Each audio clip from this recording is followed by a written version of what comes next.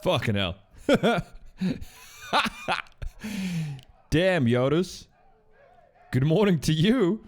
And everybody else. Good day, good morning, good afternoon, good yeet. The timing of that. That was beautiful. The end of the track and just like ba-bow. It was also way louder than I expected. Like a lot louder. Hello. Hello. Pyromaniac. Good to have you back. Have you returned to the normality, to the fast internet and the good PC? Bunu, good morning, good morning. Chris Catmum, enjoy your nap with the deviants in the background. Lyndon, thank you for yeeting. Appreciate that. And wonderful to see you. Hello, hello.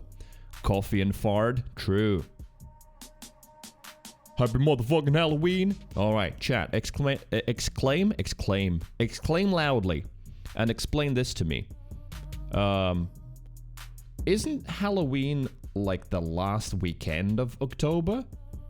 Or is it always the 31st? Because who is gonna party on a Monday? Lurkalini, hello. Says drunk too much last night and now I hate past me. Oh. So, how does it feel today? It is always the 31st. Okay. Well, that's unfortunate. Right? Because, I mean, who's gonna party on a Monday? Yeah, mainly people usually party the weekend before, Yoda says. That makes a lot more sense, because, yeah, it's kind of weird, right? Like, with Christmas, etc., you get days off, so at least it would be like, yeah, Merry Christmas, everybody, and it's that day. But on 31st, why would it be on 31st exactly? Right? Why wouldn't it be just the last weekend of October? That would make a lot more sense.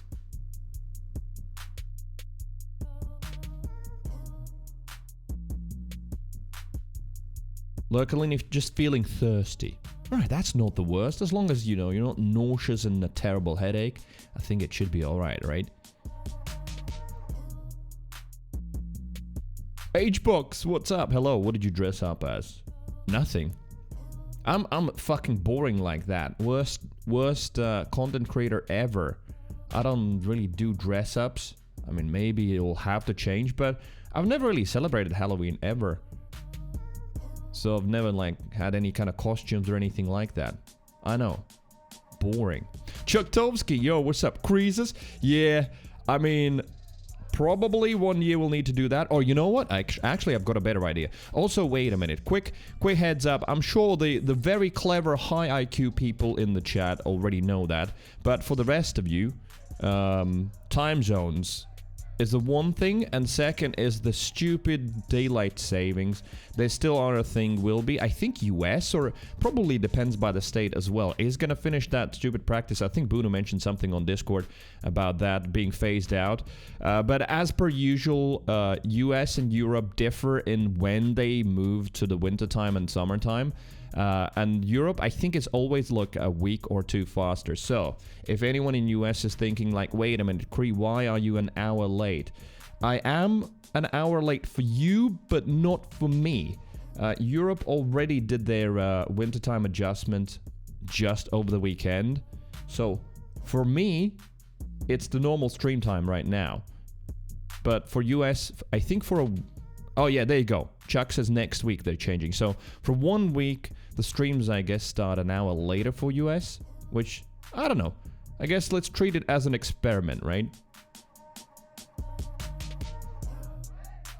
Let us know, some towns have the events officially on the weekend, if it's close. Yeah, I mean, that's exactly what happened here as well. In the recent, I would say in the last, I don't know, last 5 to 10 years, Halloween has gotten really popular here as well. Understandable. Especially, you know, kids love it, unsurprisingly. So, yeah, most of my friends who have kids were doing something over the weekend. Like my timeline on Facebook, Instagram, and other social media, where there are my friends, was full of pictures of course, kids being dressed up, trick-or-treating, all that stuff. Chucker says the DST change happens next weekend. Helps me catch your streams, to be honest. Wait, so what do you mean, Chucker, when you say helps you catch my streams? Me starting an hour later helps you? Also, if I missed someone in the chat, not on purpose, chat has exploded instantly. And I mean, from one aspect, I guess it's better because, you know, if I start an hour earlier, the start is a lot slower because I think a lot of US peeps are still waking up. Hi, Yodus. Thank you very much. Yodus, appreciate the bits. For real, kicking off the week in style. Senjo says you missed me. Hello there, Angie. Angie and Small. Also, Senji, I only noticed this morning that you on Discord you're Snedgy. Like, how did I even miss that? But yes, hello there, Snedgy. What up, what up?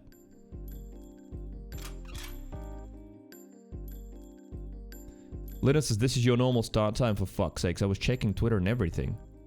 Yeah, I did tweet. I think, what did I say? I said, heads up for the US people. It's that daylight saving shit again. Europe is already on winter time. I start my stream in an hour from now. Yeah. Well, it's obviously time is relative at this point with all of these moves happening, so technically for me it's 3 p.m. and 12 minutes. But a week ago, it would have been 4 p.m. and 12 minutes. Know how it is. Chucka says, yeah, I'll be an hour forward. Normally I miss the first hour. Oh, wait, so you don't wake up that early, or you're on your way to work or something, you missed the first hour of the stream? Because, I mean, here's an idea. Right? Just thinking out loud, since we are a relatively tight, small pussy community, I mean. Maybe I should start the streams an hour later and go for an hour longer. Just shift it from now on, if it actually helps a lot of people in US in the morning to catch the stream.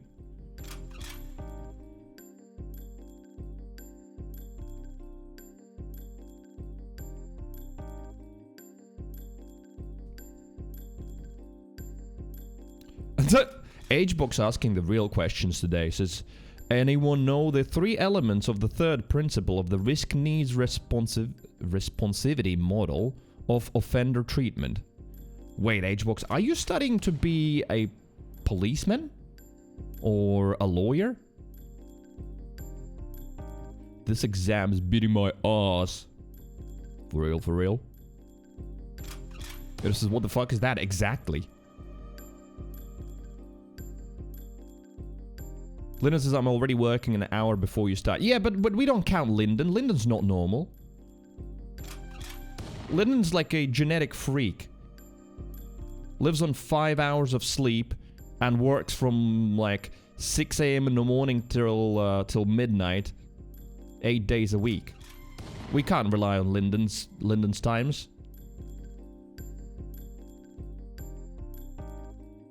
Hbox says I have no idea what I'm studying for, man. Feels, you know what? It kind of makes me laugh because it doesn't feel much different from when I was actually studying as well at my university. Because after high school, I just didn't know. I was like, what? How old I was after? Like, I think you're just about to hit 18, some shit like that, at least here. And I just didn't know what I wanted to study. I had no clue what I wanted to be in life, so I just took something. I just went with, economics, which I, to be honest, I regret because I actually dropped out because it was just super duper boring. But it was like, like a teenager is thinking, economics, I mean, that sounds important, probably will be needed in life. Let me just study that. Fucking hell, man. Honestly, though, my best university was my second big serious job.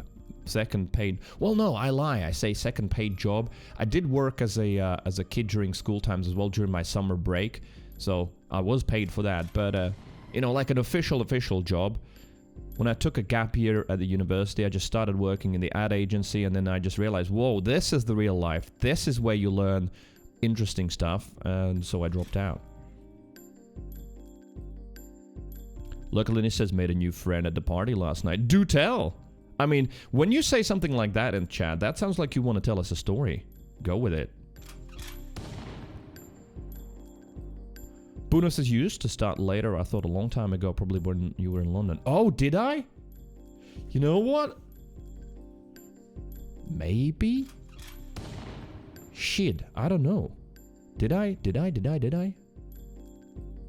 But anyway, yeah, so would... just out of interest, would an hour later start work better for some of you? Because on the other hand, I could also start even earlier, but I feel like some people would have FOMO from that. Not Europeans. I think a lot of Europeans would still be able to tune in, and maybe we would catch like Australians and Kiwis and some Asian regions as well better. Oh, Senji's guessing that it was a dog at the party. True. I mean, a lot of women and girls do say that. It's like, oh, I made a friend. That was the best Labrador. And yeah, Linny chatted with a dog, bonded over knowing the same Southwest fast food chains. Hey, sounds like a smart dog. Senji says the same thing. Sounds like a smart dog. Exactly.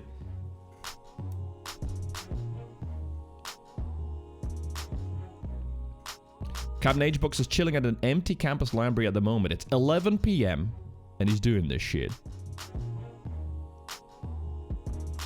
I don't know why, but that sounds spooky. Halloween, 11 p.m., empty campus library. Or it could be like a very risky wank. Try that, H-Box.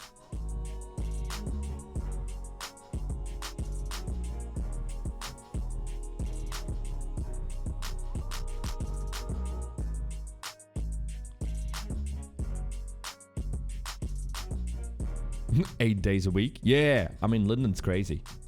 But then again, respect. Nothing but respect for Lyndon. Working real hard for his family. And building the American dream still in this day and age. His own house.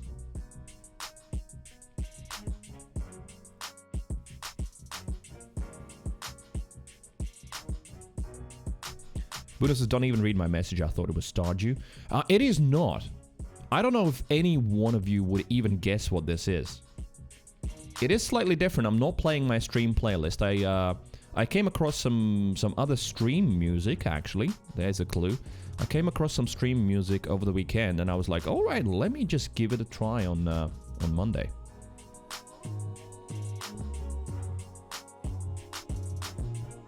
Jax's American dream is dead. I know, has been for a while, which is why I say, even in this year, day and age, Lyndon's still working on it.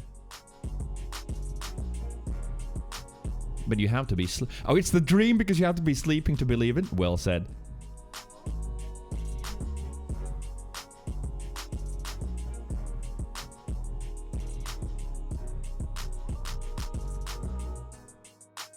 H-Box is refusing the risky wank at 11 p.m. at an empty campus library because he says the doors are gonna lock on me and the Hat Man's gonna start chasing.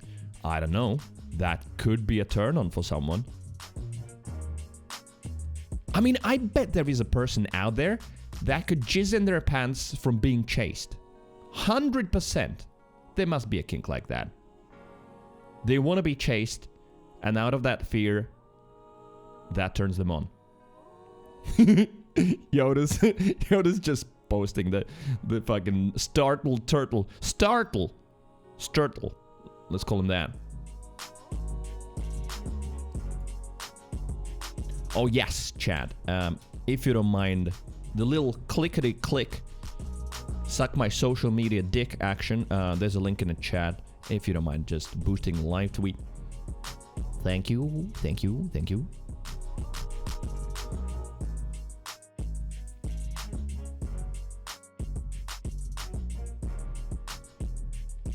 So,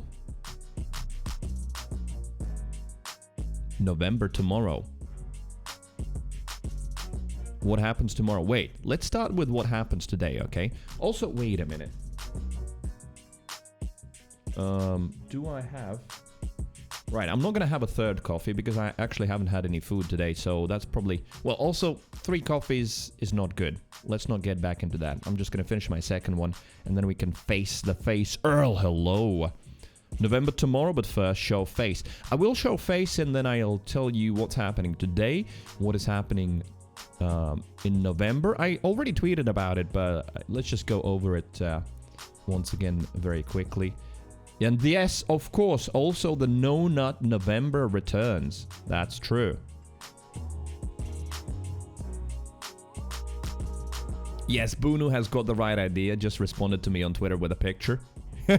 I mean, apart from flipping... No, wait a minute. I wanted to say my girlfriend. That's his sister in the picture, though, right? Although, I mean... That could still be his girlfriend as well. Americans reminded me. Which state? What state that would be? where, you know, sister is also girlfriend.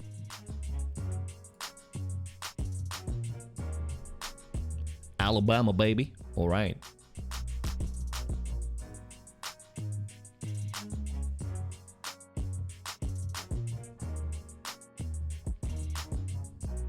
The alcohol and coffee thing, the goalposts have moved. They have not moved, Chektovsky. As much as you would like to have a laugh about it, they haven't moved.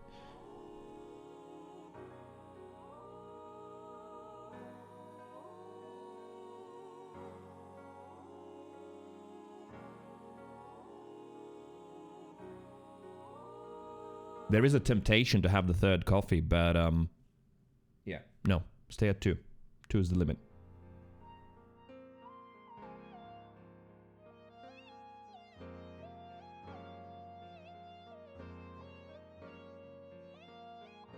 Get all your nuts out on the 31st of October. Well, that or also there's destroy your dick December, right? So you just go through the whole No Nut November and then it's destroy dick December. That.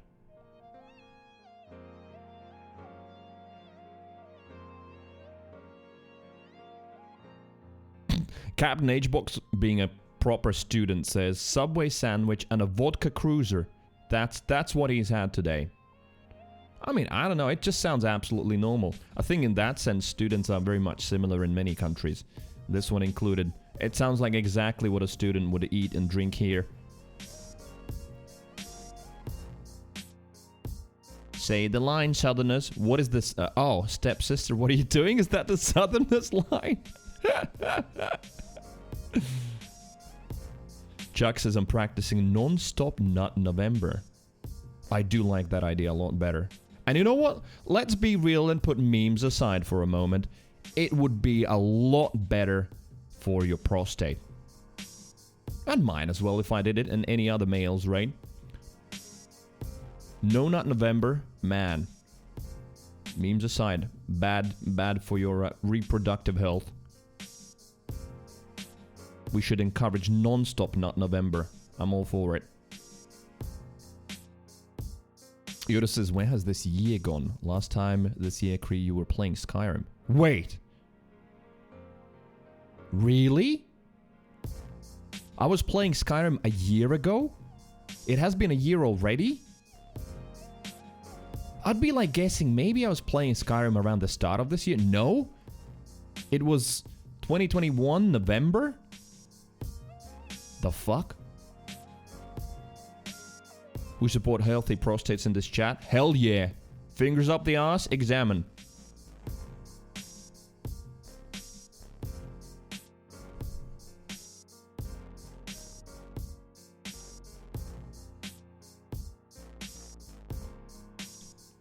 (11/11/21).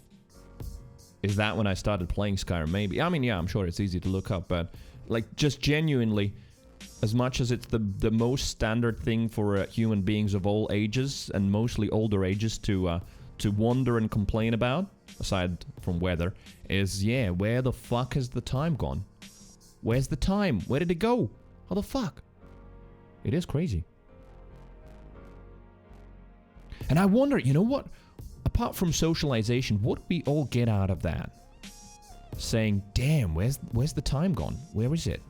It feels like some sort of a never-ending quest that we all have, like one side quest that's open for the whole life, and that is searching for the time lost. Any time in chat.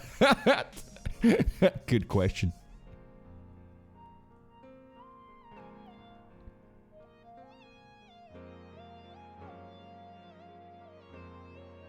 You know what stream song I miss? Clubs, pubs, drugs, and parties. Wait a minute. Is that a DMCA song? Is that why we don't play it anymore? I don't remember it.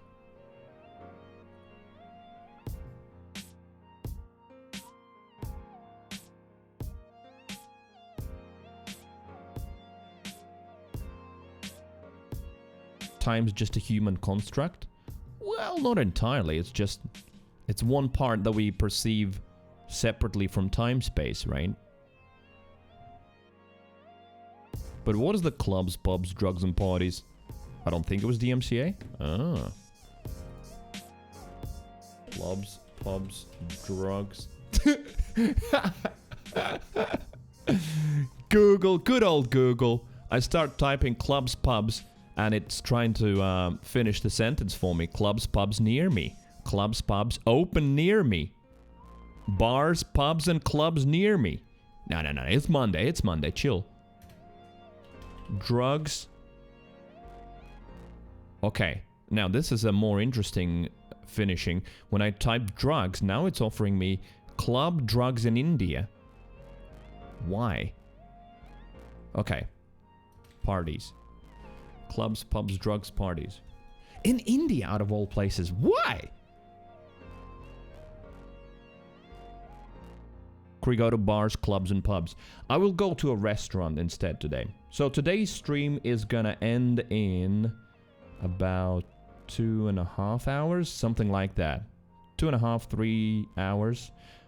So yeah, anyway, what are we doing today? So the heads up. Talking about heads. Here's mine. It's round-ish. Hello, once again. Good day, good morning, good afternoon, good time zone. Time zones being very different. Quick reminder once again. Daylight saving sucks. Absolute massive wiener. I hate it, but it's here, so that's why starting time is a little bit different. So, today, my dad's 62nd birthday. Always was on Halloween, that I remember. So, yeah, he invited us last week already. I don't know how many people are going to be there, honestly, no clue. But invited us to a restaurant for his birthday dinner, which is in a few hours. So yeah, it's not going to be a full long stream today. But I think we'll still manage some RimWorld. I don't mind just chatting. There's a couple of videos I really wanted to watch, gaming related. Some news on Overwatch Next Heroes, etc. I want to see that. And then Call of Duty secrets and Easter eggs, which I really, really enjoy. It's from, I think from Fun by Guru, something like that. Anyway. They produce really, really good videos. I enjoyed watching those, so I think it might be interesting for a lot of us.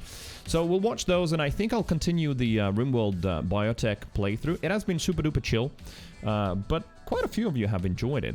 We still haven't got any molemen, any pigmen, or women, for that matter, yet, which some of you wanted to be. So maybe today. Whether I'm going to be playing RimWorld playthrough tomorrow, I don't know. I have to decide yet. But what happens from tomorrow? What I'm going to try? How's Biotech? It's very good. I mean, side note, I haven't tried a lot of it. I probably have touched about 2 or 3% of it. That would be my estimation. Because you have to develop your colony quite a lot. You have to do a lot of research to build all of the gene sequencing stuff, all of the IVS, artificial insemination. Yes, there's all of that. But it's a huge update, Senju. I think you might enjoy it. I know you like RimWorld, so it is a big update, and in my opinion, it's absolutely worth it. I have watched some other videos from some dedicated RimWorld players that I have on my YouTube, and what they're doing already with it, yeah, it's pretty amazing. So, I think try it. I think it's good. We are working on redirecting Linden today. Wait, how? How so?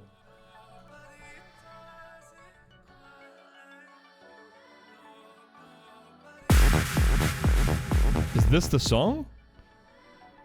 Tom Wax, clubs, drugs, pubs, and party. Show more. Future Wax Records. No, that seems like it's DMC Able. There must be a different song that maybe there's a meme song that I'm not aware of. Oh yeah, there's quite a few songs actually named that. Never mind. Yeah, it's not the most original name in the world. There you go. Hats Off just tweeted at me saying that, yeah, November 6th is when the time change happens for US, which is... Where's my November? Yeah, Saturday. No, Sunday. Yeah.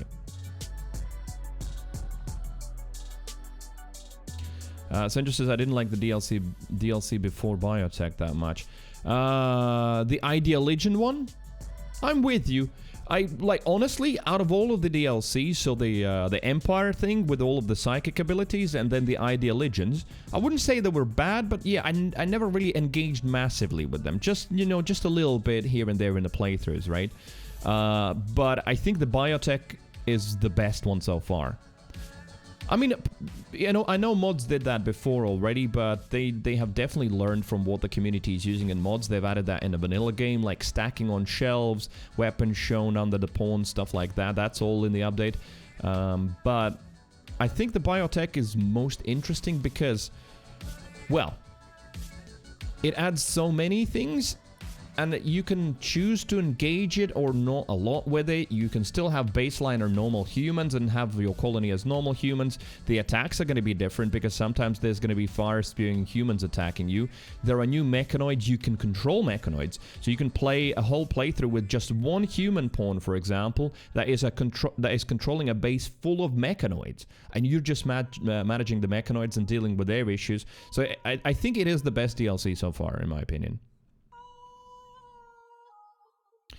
Getting back to kick this exam's ass. Do it, HBox. Very sensible of you. Thank you very much for saying hello, though. And, yeah, do study. Then getting drunk after. Hope you'll be live. Well, as I said, so I'll be live for about 2.5 hours. Something like that. And then, yeah, I'm leaving for my dad's birthday dinner. And then back tomorrow. I say at a normal time. I don't know. I'm thinking currently, basically what's happening with the stream is that, you know, it has been for a while now, a major source of pain for me, but like trying to find my voice and my place in streaming, which I haven't found for a few years now, but the search has intensified. And that also impacts, obviously, how do I phrase that better without sounding like I'm complaining? Because I'm really not. It's just a matter now of just trying to figure out what's best for me. But basically, I want to experiment a little bit. Over the course of November, I want to stream every day. Not that I would want that ever to be a normality for me, streaming every day. But at the moment in my life, there's a time when I can afford that without affecting any kind of family life or anything like that. So streaming every day in November, so I'm going to call it Streamvember. I will grow the mustache as well. Tomorrow I'm going to shave all of this, and then I'm going to grow it for a month and see. Just because, you know, it's Movember as well in many countries. So I'm going to do that for fun. And stream every day. I might do longer streams. I don't know whether I start earlier and then finish around the time I normally finish now, or I might now start an hour later, because it seems like in the chat there's, apart from Lyndon, quite a few US peeps who actually like this kind of a starting time better, an hour later. And it most certainly is a lot more fun for me as well to start the stream with people in the chat, chatting rather than the first hour being really, really, really quiet. But either way, I'm going to be streaming a little bit more during November. That's the plan. I don't think I've seen you clean shaven. I think I've done that in the last couple of months. I did it because I remember when coming in the chat and commenting on it, saying that I look like I'm 20 years younger or something. It is really weird. I do look like a baby when I shave. But I think I might do that, yeah. I don't know if I'm going to shave the beard off completely. I might just shave the mustache part off. Obviously clean the neck and all, but just most importantly the mustache. Leaving Lyndon alone with his thoughts in an extra hour. Twitter just told me you posted about the time change. Thanks, Twitter, got it. Wait, so Lyndon, you don't scroll through your timeline normally? You just rely on whatever the Twitter algorithm is telling you, yeah? Because I'm always sorting by latest and not by recommended tweets for you. I don't know, the recommended tweets just has never worked for me. Because that is exactly what happens. Sometimes it just gives me some tweets from yesterday that were important yesterday, like someone going live or some shit like that. It's absolutely completely irrelevant, but the algorithm thinks you must know it now today. Let us see, yeah, but rarely and barely use Twitter. Alright, makes sense, and it seems like with the latest developments at Twitter, there might be more and more people doing that. I don't know. Whether that's an overreaction or not remains to be seen. I'm not going anywhere from Twitter yet. But, yeah, what I've been reading over the weekend, kind of crazy what's happening at Twitter at the moment.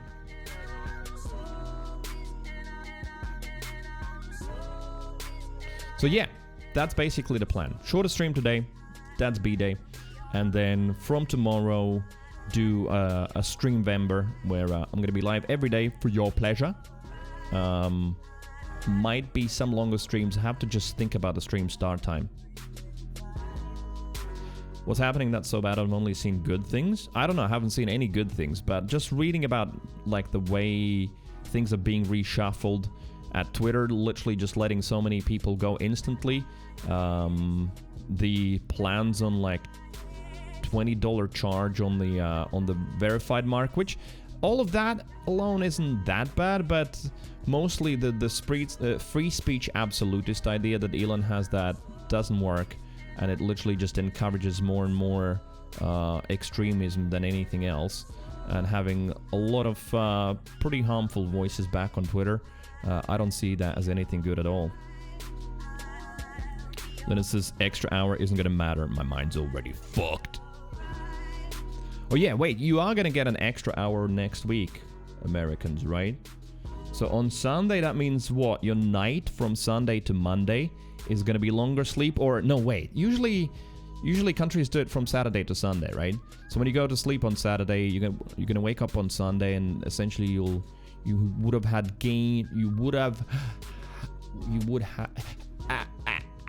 brain. How do I construct that sentence? You would have gained an hour. There you go. That's what I wanted to say. Right. Well, what else? Fall back 1 hour overnight. Yeah, that's what happened just now on the weekend here. I woke up, and you know what? I completely forgot about it. And since like my phone and PC and everything changes automatically, I didn't even notice it after much later in the day, when I was like, why does it feel like it's later, but it's not? And then I checked my wristwatch. That doesn't automatically change, and then I realized it's definitely nice to gain that hour, but still, I could do without the changes, and I'm sure most of the people in the world don't really like it either.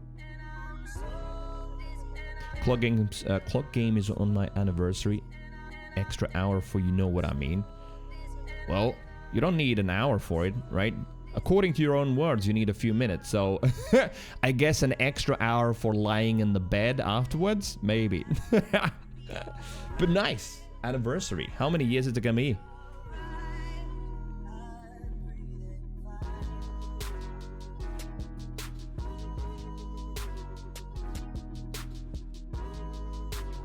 Baba Booey.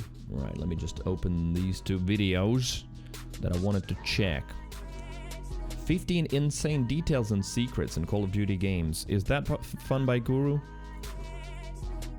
Fun with Guru, excuse me. It is, it is. He produces absolutely wonderful videos. So it doesn't matter whether it's on Call of Duty or some other game that you might or might not like, but the way it's produced, really, really nice.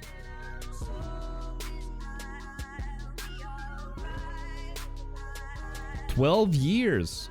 Okay, has been a while. Nice, 12 years together.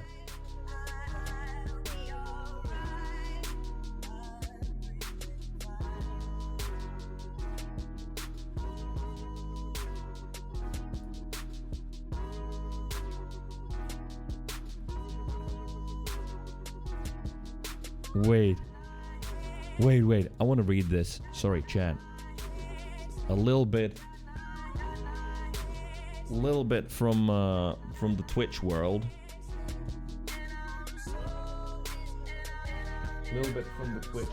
And what streamers are receiving, because even being a micro streamer, I still receive quite a lot of emails every day with like all kinds of game codes and offers.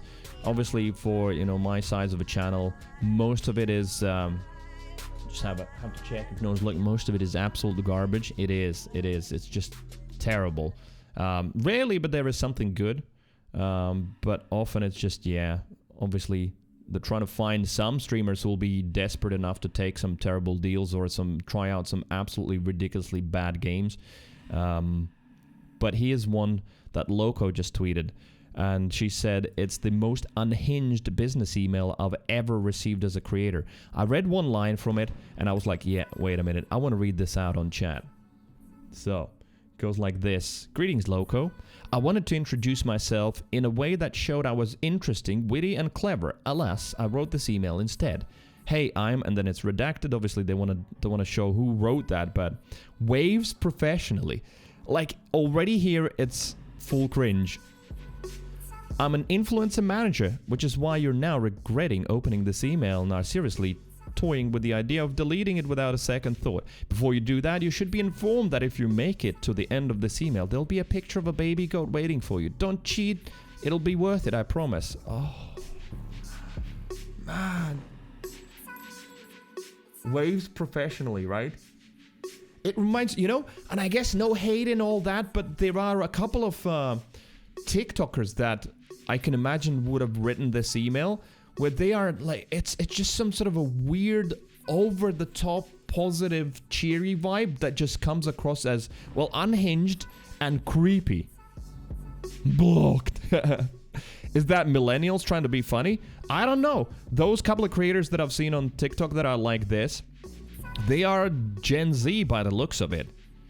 But I honestly feel like it's a troubled personality that is potentially very socially awkward and just really trying to artificially fit in or some shit like that. Let me get right down to it. Something blah blah blah redacted is an esport and gaming company based in London. I'm reaching out about some campaigns we have. We're currently looking for active streamers who would like to work as influencers on some of our advertising campaigns. I feel you'd be a good fit and would love the opportunity to work with you. You can check out some of those stream campaigns here. They've still edited the channel out as well. Good on you, Loco. So at least, you know, they don't get hate, but kudos on showing this. Is this something you'd be open to chatting about, or am I completely off base here? Consider my fingers, toes, and other appendages crossed. Oh. I await your profanity-filled response. You know what? This sentence makes me feel like it's someone that is absolutely super-duper insecure, and they're just trying to just pad all of that with some humor that is just not working. Have an absolutely wonderful day, blah, blah, blah, signature edited. Postscriptum. As promised, I've attached a cute picture of a baby goat. According to the internet, his name is Milkshake. I trust this will charm you into submission. Oh, man. Yeah, Earl, same. That's why I wanted to read it out, because we're weird like that, right? When we see something that is repulsive, we want to look at it and read it. This is terrible. Oh, my God. She didn't show the goat? Shut up. Now you're making me Google Milkshake the goat.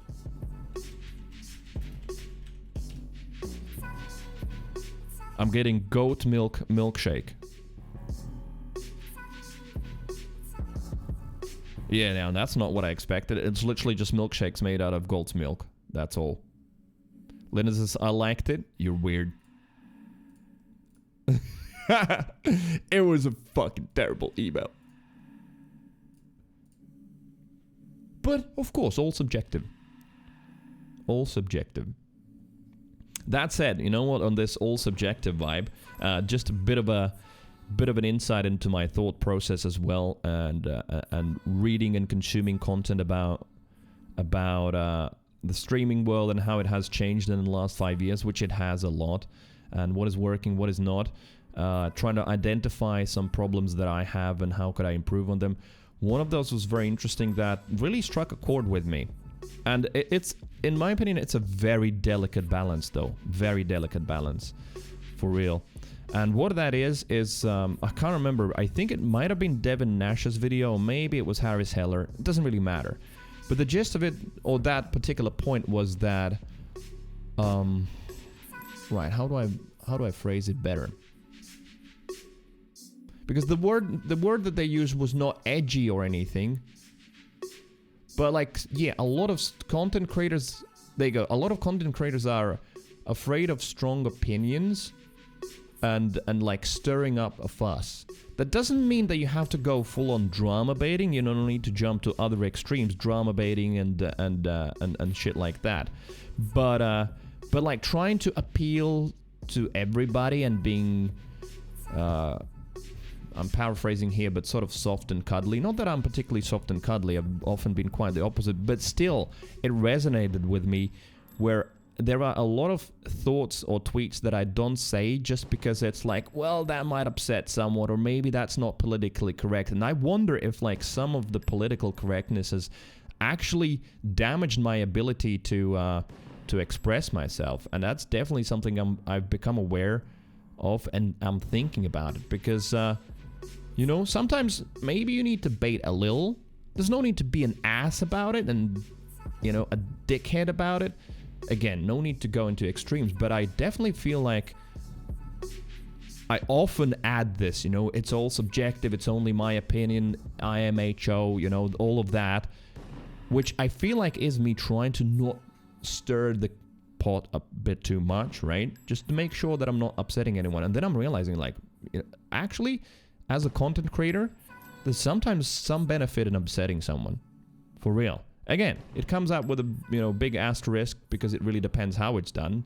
No need to be an obnoxious and vile, insultive moron, but I feel like, yeah, a lot of the stuff that I want to say remains to, you know, unsaid because, well, maybe it's a bit too spicy. It's weird. Show milkshake? You want to see an actual milkshake?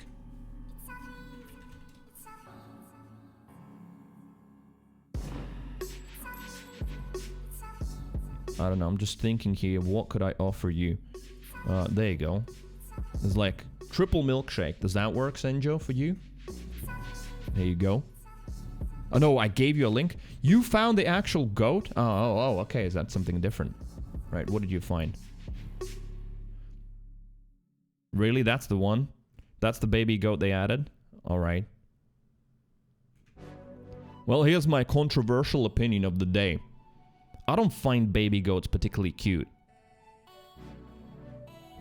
Their eyes and the way they behave, I don't like them. There's that. It's a good start, I think. It's a good start for me expressing myself more. Mr. Maniac, good afternoon. What's up? How are you? Star Warrior's here as well. Hello. He says, today's the day I'm gonna blow up my brain with booze and bass. On a Monday. Alright. What's happening? Do tell. Senjo says, I just censor myself online a little bit. Yeah, I feel like I censor myself online a lot. Way too much.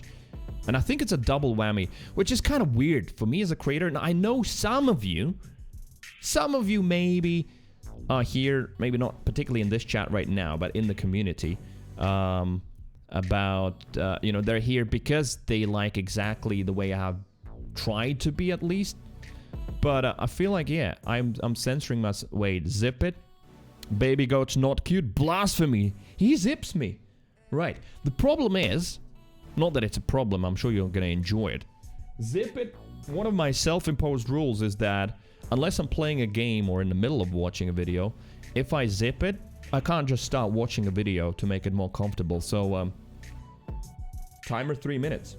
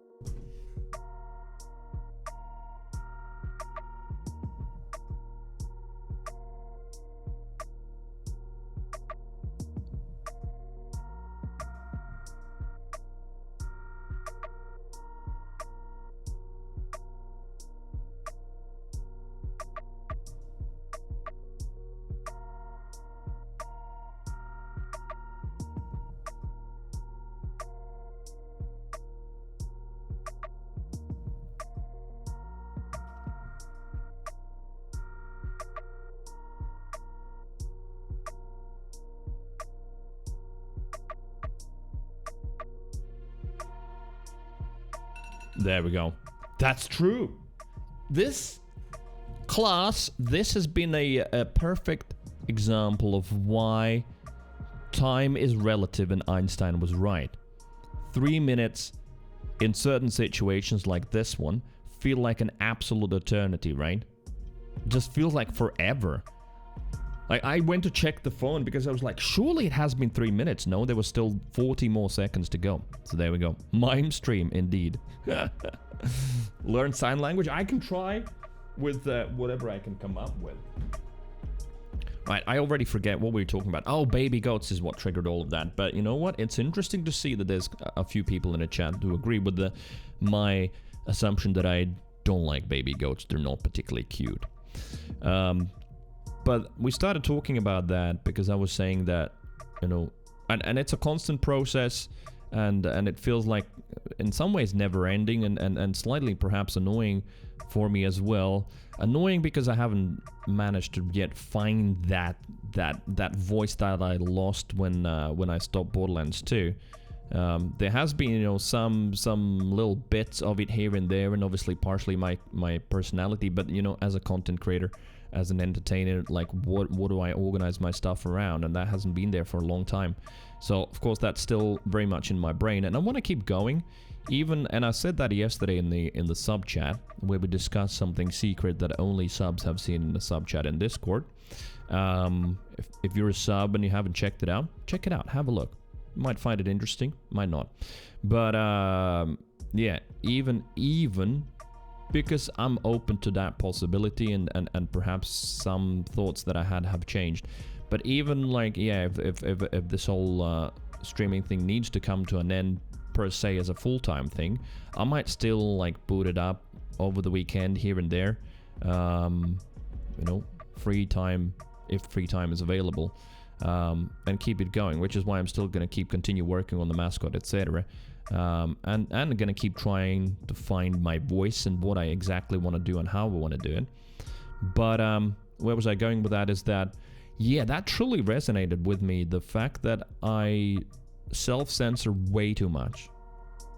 And you know, it doesn't mean that I sometimes don't post the tweets or don't say some opinions on stream. It's just that I put like a million asterisks trying to not offend basically someone. And it's ridiculous because I've always been very much against that whole idea of overly political correctness, overly oppressive, let's put it that way, political correctness, trying not to offend anyone, because it's impossible. Someone always will be offended. But I think somehow subconsciously it has creeped in, and even though I've been against it, I've sort of, you know, it's like almost like tar. You can't get it off, and I just recently, that made me think about it, that video about like a lot of content creators being afraid to stir up the pot too much. So they're just trying to be, you know, safe and friendly and cuddly and not to get into any trouble. Again, doesn't mean that you have to go in the other extreme, but most certainly I should turn my volume up a little bit on what I want to say. That's one. And then why it's a double whammy, two, and that's a personal issue, but often I just think that, you know, whatever I want to say is going to be boring or stupid. Like, who's going to be interested? And despite the fact that I've proven myself wrong multiple times before, where I tweet something that, like, my inner negative voice has told me not to, because, you know, who cares about that? And then it ends up being, you know, content that people interact with and enjoy and have a laugh and comment, and we have a conversation about it. But like that initial anti-content creator-ish behavior that is like, yeah, you know, why share? It's dumb. There's no point in sharing that. So yeah, those two things I'm thinking about, and perhaps I'm going to be able to adjust that behavior a little bit. Right, anyway, a couple of videos, a little bit of RimWorld. So today, the slightly shorter stream. But yeah, I might have missed the responses, but so at least from those of you who are in the chat, let's go with, you know what, not only US, let's go with everybody. Does an hour later start and then also an hour later finish work better for you if like the whole stream was shifted an hour later or not? Villain arc incoming? Who knows? Yeah. That's the thing. Villains are still more interesting, I feel like, than just sort of middle of the ground, non-offensive nobody, right? You either have to be the best, the crusader of the good, or a villain. I'm obviously talking extremes here, but still, I think the idea. To be honest, in my opinion, experience, most of the streamers who got big were just normal and real instead of playing the nice guy role. It's not like I'm playing the nice guy role, that's the thing. And I disagree, though, with your statement that most of the streamers who got big just were normal and real. Actually, I think you would be surprised how many of them were not normal and real and were actually very, very exaggerated personas of themselves, or on purpose working on controversial content. And that's basically the discussion that has been popping up more and more, and Gothalion tweeted about it yesterday again, about how he's sad to see the creator space and content creation changing. And it is happening. Well, it's not unique to content creation. It has happened with media all around the world. I mean, which is content at the end of the day. But if we take streaming versus you know, other real world stuff, like again media, movies, TV series, etc., is that it's like the volume's being turned up all the time, and if you want to stand out, you have to be more extreme and more extreme. So like drama, baiting, aggressive content, you know, all kinds of ridiculously crazy shit is what works. And if you're just, you know, just nice, chill, you might find some sort of an audience, but highly unlikely you're gonna find any success whatsoever. It's a weird place to be in. Doesn't mean that I want to do drama or bait or any kind of content like that. It's just not me. I can only see two ways this can go. I just exit this space and do something else with my life, where I can find more satisfaction, or I find a way how to survive in it. When one of those things being like, I guess a bit more honest. And it sounds weird saying that, because for the most part, I've been very, very much open, and maybe even too open with my flaws and my emotions. But this is specifically about creating content, and like, where I feel like I'm censoring myself too much. It doesn't mean not being real, Fake content. Buddha says 8 to 4 Central Time. 8 to 4 Central Time. So not East Coast, Central. So, because I can sort of think in East Coast time, that is what, 9 to 5 East Coast? Is that what it is, Bruno? That would be for you, yeah? Chuck already mentioned that for him, this kind of a start time actually works better.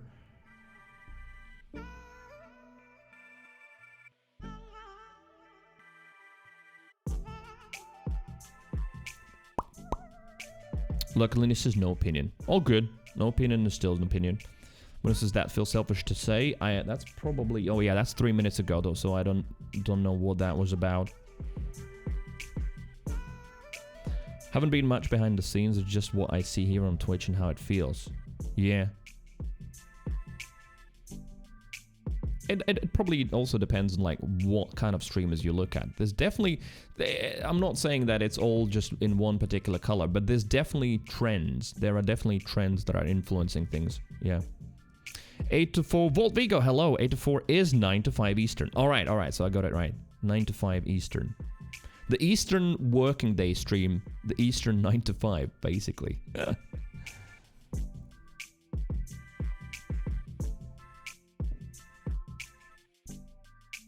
It feels selfish to say yes, stream this time. Oh no, but that's why I'm asking everybody. It doesn't mean that I'm gonna like specifically try and do it like the way you wanna, but if I can get enough opinions, at least a handful, I can sort of adjust where my thinking is going already. Because I've been thinking like, do I start earlier? Do I run longer streams? Streamvember might be different. I might actually do like a stream if I feel like it in the morning. Morning my time, which would be maybe some people from West Coast would even be able to catch the stream before they go to bed, and I would be starting. I might try that as well. Streamvember is going to be a long month. Not that big streamer. Star Wars says I'm not that big streamer watcher, guys. You might not more than me. Well, yeah, you're right in pointing out the big streamers. Yeah, if we talk about the and it's not only, well, it's not even the top 1%, it's top 0.01%, then sure, there's a couple of very genuine personalities there, but there's a lot, and an awful lot of people who, and that's their job. They professionally work on generating a specific type of content and persona that is there as well. So it's interesting. Anyway, coming back to like how it applies to me, I'm just saying, and it doesn't like mean that there's going to be some sort of an instant change, or you should be worried about like how's the stream going to go. But like for me, it just made me think and realize that yeah, that is true. I'm self-censoring myself a lot, in a sense that I still say the stuff, but with like a lot of asterisks, or I formulate it in a way that, you know, not to get in trouble. Basically, you know what, avoiding like any kind of possible conflict, even though there might not be any, at all costs. Like, I don't know, when talking about, let's bring up a dead beaten horse already, right? Like, I don't know, talking about Borderlands 2 and Borderlands 3. And that's especially been in recent times, in the recent, you know, months, where like I'm trying to be as objective as I can and still trying to highlight the positives, etc. But, you know, if I perhaps feel a certain way about a certain game, I should say it, you know, not bash it, not shit on it, but if I'm talking about certain things, then yeah, there's no need to always say, well, it's subjective and maybe someone else might like it, etc. Just drop those parts. Sip it, thank you. Oh, I don't have anything to sip. I'd love a beer now. It's, well, no, it's not too early. Monday, 4 p.m., it's okay for a beer. I will get probably some beers. Let's see what... Well, it's going to be a restaurant. I can order anything at my dad's B-Day. When is it happening? In 4 hours, yeah. I'm going to have some beers then. But yeah, I'm going to get some water. Let's watch a couple of videos. Some Overwatch news. I'm still interested in what's happening in there, even if that game is not going to be the main game of the channel, at least for now. 1 bottle of vodka, please. Haven't had vodka, actually, in a long time.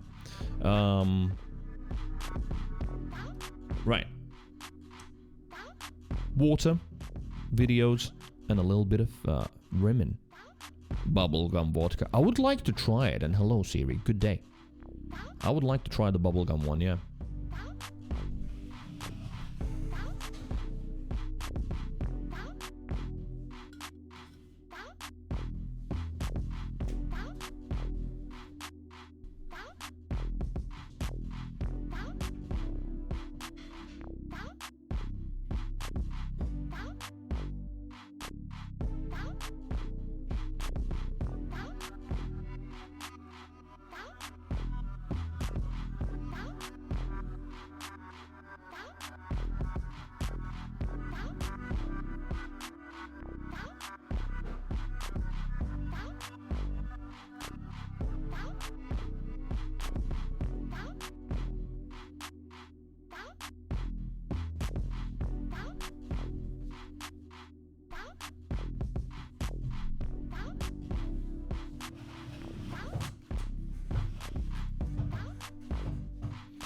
Jaeger bombs?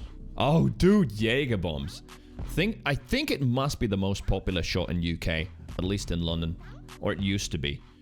But Jaeger bombs, honestly, to me, they kind of feel weak-ish. Like vodka shots feel stronger. Although, isn't Jägermeister also 40% alcohol?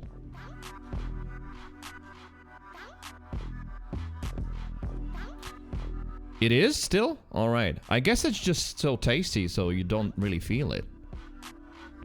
Oh, shit. Ooh, what a fucking light show. Higgy, damn. Subscribe. Higgy! Oi! 5 months already. Feels like you just entered the community yesterday, but it has been 5 months already. Higgs the boson. Thank you. Thank you for joining us. Thank you for watching and being absolutely wholesome.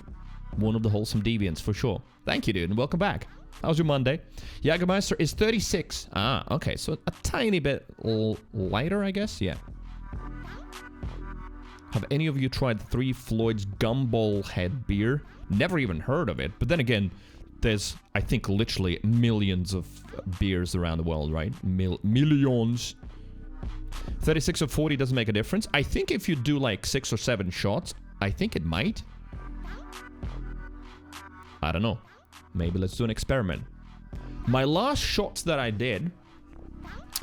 Oh, my last shots that I did were during the summer at my best friend's 40th birthday, and it was the straw 80. So the 80% strong shit. And those last 2 or 3 shots were the ones at the end of the evening when I was absolutely smashed already and they killed me. I just remembered that I couldn't basically stand anymore. So, holding to walls, I just went to the bedroom and just crashed into the bed and that's it. So just as no one likes Jägermeister here. Yeah, Jägermeister, again, things change, trends change, but when I was in London a few years back when I was living there, then yeah, that seemed to be the most popular shot to order in bars and pubs. Senju says, I'm the only person I know that likes it. Oh, so you like Jägermeister, yeah?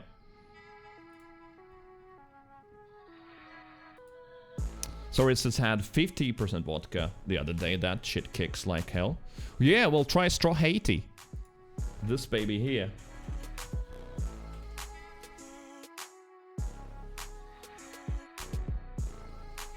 The Austrian rum.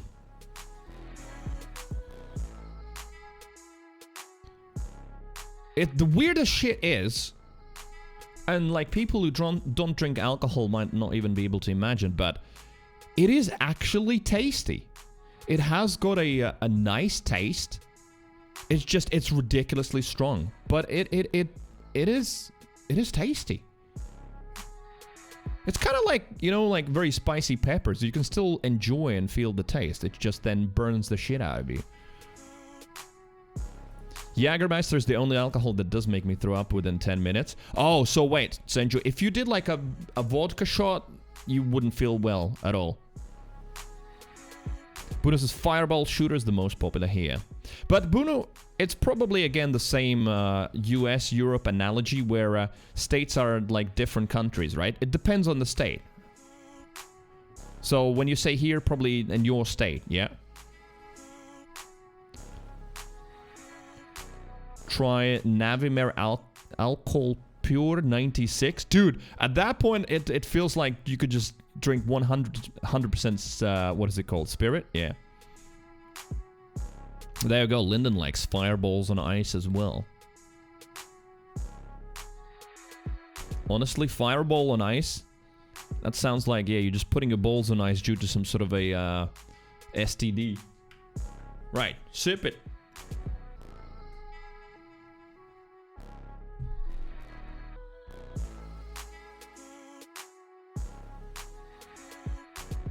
Oh, ad in progress. I'm gonna let the ad finish and then we're gonna watch the vid.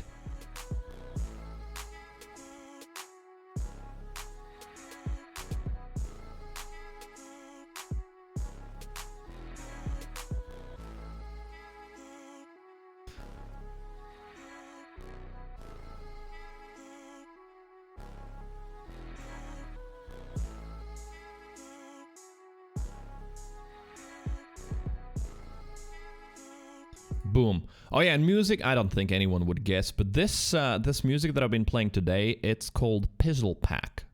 And it's made by T-Pain. I'm sure some of you who frequent Twitch know that he streams, actually a lot. He's enjoying that. And he made a beats pack called Pizzle Pack, and actually has got multiple volumes now. That's his music that he made for streamers. Literally for use in the background of their streams, etc. So, yeah, that's that. Pizzle Pack by T-Pain.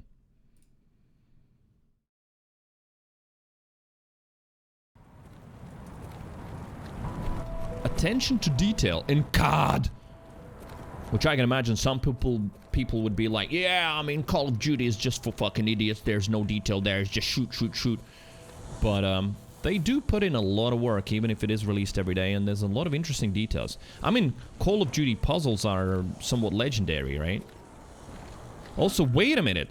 Isn't this weapon a reference to Fallout? Isn't this already a Fallout thing?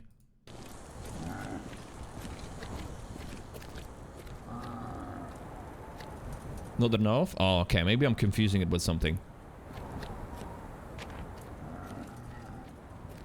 caught us insane Easter eggs and stuff. Exactly, right? They actually hire, like, professional puzzle makers to build those for them. They still have memories from military training? What, the zombies? So what did they do? Your shotgun has 2 missing shells after Woods kills 2 guys with it.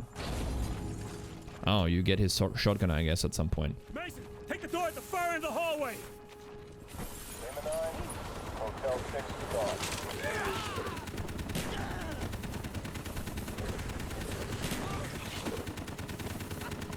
Here, Splash 12, hold your incendiaries. Where we heading, Mason? Yeah. 2 shots missing. That's such an interesting small detail that they paid attention to. Very cool.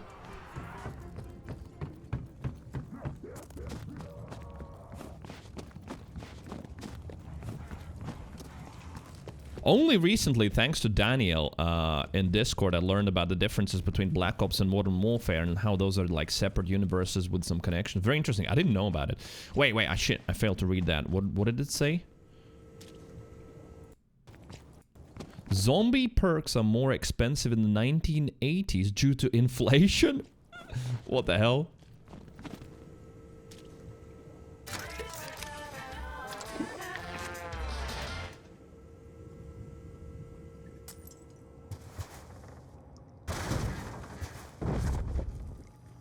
$0.40 and it used to be 10. Reminds me of one Cassidy emote that reloads your gun. Wait, do tell? What is that about? Remember, no Russian.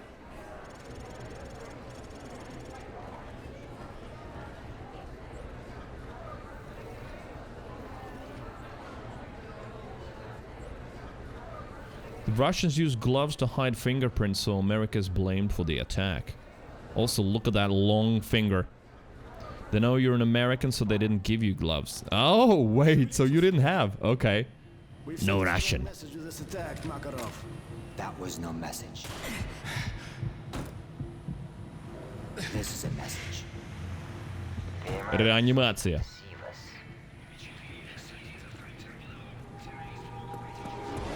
There's a Cassidy emote which empties his gun and reloads it and actually refills it. Oh, okay, I didn't know. Agathor, what's up? Hello. Afternoon. You can hear the Wonderwaff's ammo smash when hitting the floor. Okay. Last year it cost me 50p to put air in my tires. This year it cost me £1. That's the price of inflation. Oh. For a second I thought you were serious there. Fucking hell. You already said hello to you? Wait, to you I did? Damn. Streamer brain in full action.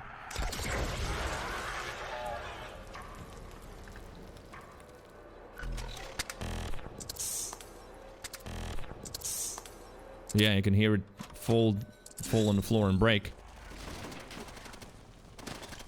Enemy soldiers wear glasses and bandages in missions set in 1945.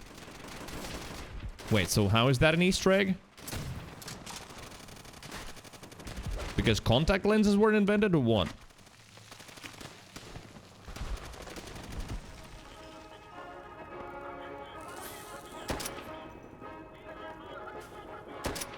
This is because they were desperate for new soldiers at the end of the war.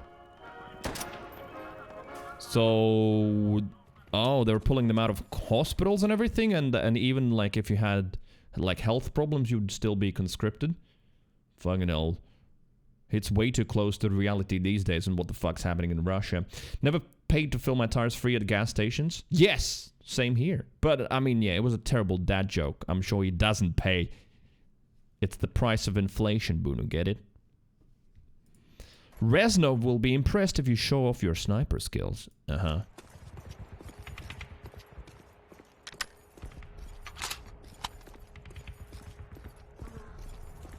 Sergeant Reznov. What the? Ha!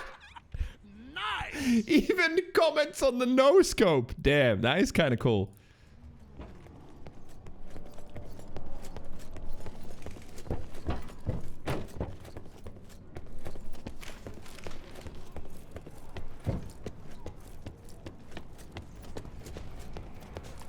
In Blood of the Dead, you can see the pack-a-punch teleport from the bridge. Damn, I feel like you have to know a little bit about Call of Duty stuff to actually recognize what is that about. What is the pack-a-punch teleporter? I don't know. I'm sure he's gonna show it at some point.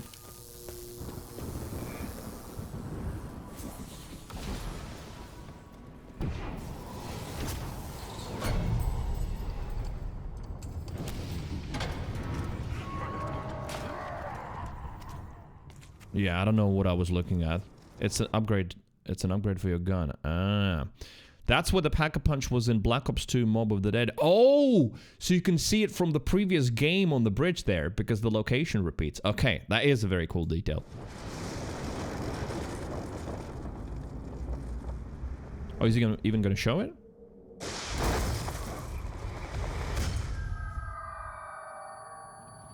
Yeah, there was a previous map. That machine was on the bridge and the lightning zaps it from the bridge. Okay. Oh, that's what happens. The lightning teleports it. It zaps it from the bridge and puts it... Okay. Right, I think I got it now. Okay. Right. That is cool. I still haven't to this day played Call of Duty Zombies, even though whenever I've looked at the footage, it seems very interesting. Infrared light can't pass through glass, so the thermal scopes don't work. Yeah.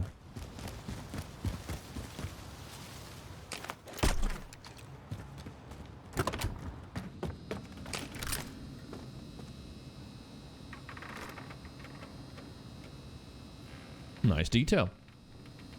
Also Metropolitan Police, so this is in UK.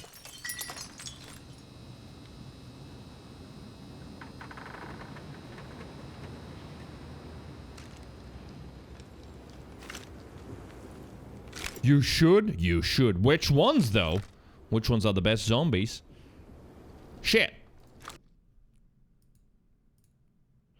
A gun's bolt locks back when the gun runs out of ammo. Sancho's voting for Black Ops 3 as the best zombies. Is that a transparent mag?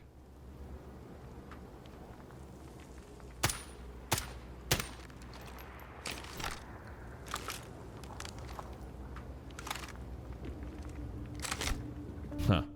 Nice. I mean, that's a detail I would expect from Call of Duty.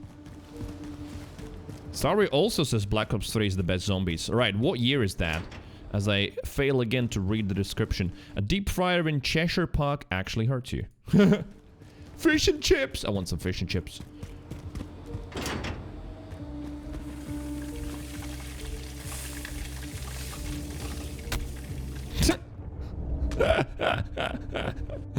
Nice.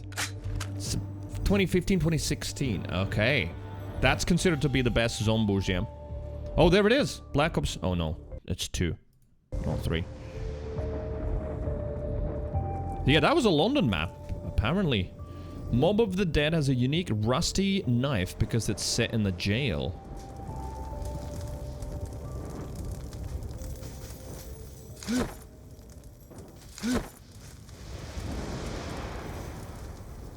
Man, that melee animation was so quick I didn't even see the knife.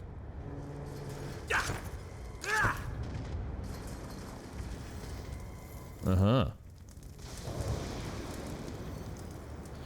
The footage in the Amsterdam mission in the new code is scary accurate. It is, to a degree where the 5-star hotel at which a shootout takes place is considering suing Activision. I read that this morning. They have already released a PR statement about how they endorse games that blah blah blah violence, and they don't like that their hotel is depicted, even though the name's changed. But since it's architecturally so perfectly recreated, there's no mistaking for it being that hotel. And the fact that there's a shootout and whatnot taking place, they don't like it, so they are considering their options, which basically is, you know, they're looking at whether they have a case against Activision. That's how real apparently it is. Moose, hello. Sorry, I played that mission yesterday. Yeah, I mean, I've seen a lot of good things about the new story mode. It's very interesting, but you know, to pay a full price for a game just to play that, I don't think would make sense, right? I don't think I'm gonna play the Call of Duty 6v6 maps, etc. It'll be the same situation as with Overwatch. You know, if I can't play on the highest level, would it actually be interesting for anyone to watch? Watch the Amsterdam map and we're like, awesome, we've been here. Yeah, so you can literally tell the places where you've been, etc. Agatha says, I wonder what legal standing they actually have. Well, yeah, the article that explored that basically left it open-ended because there haven't been cases exactly like that about buildings, apart from one apparently ages ago with a church in England where they sued Sony, but it was deemed that it's an architecturally blah blah blah something, so it could be depicted in the game. But in this case, whether it falls under the same law or not is not clear. So essentially, maybe it could be a landmark case, which is kind of ridiculous. I feel like, you know. So yeah, it would be a first. COD still is like a multiplayer only game, even though it's got a single player. Well, that's the thing, right? Yeah. Call of Duty is mostly about multiplayer. The single player campaign is like 5.5 hours long. So yeah, it would be ridiculous to go pay $70 for 5.5 hours of gameplay, no matter how good and fun it is. It doesn't make any sense. Now, here's a Call of Duty noob question. Will this Call of Duty also have zombies? How do they do it? When are the zombies added? Because maybe when they add zombies, maybe that's when I get the package, play the single player, and then the zombies? No, Sinja says. Oh, see, I don't understand. I don't know when they do the zombies thing. Moose says, I withheld 5 million gazillion comments since you outed me in the stream. Outed you? What? As who?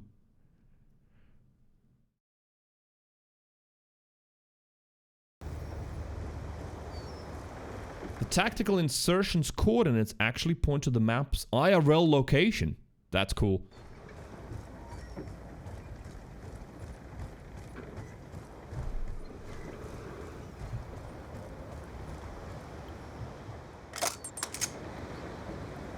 Latitude, longitude. Come on, show it on Google Maps. He will. Yeah. Interesting. There's even a ship there on the freaking map? Are you kidding me? On the Google Maps. Or is that some sort of an abandoned ship? Maybe that. Where's my preview?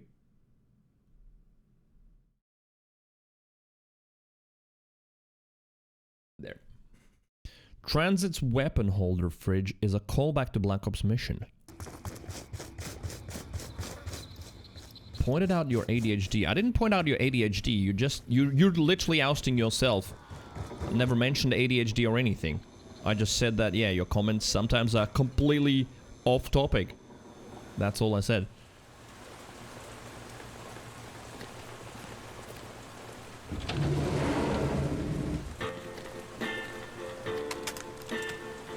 Ha!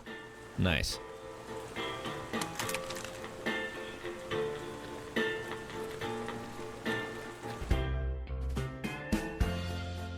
Sweet! I love his videos.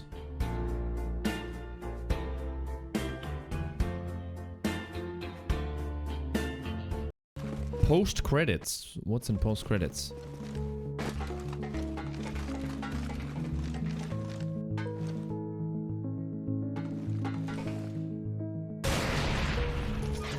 Huh.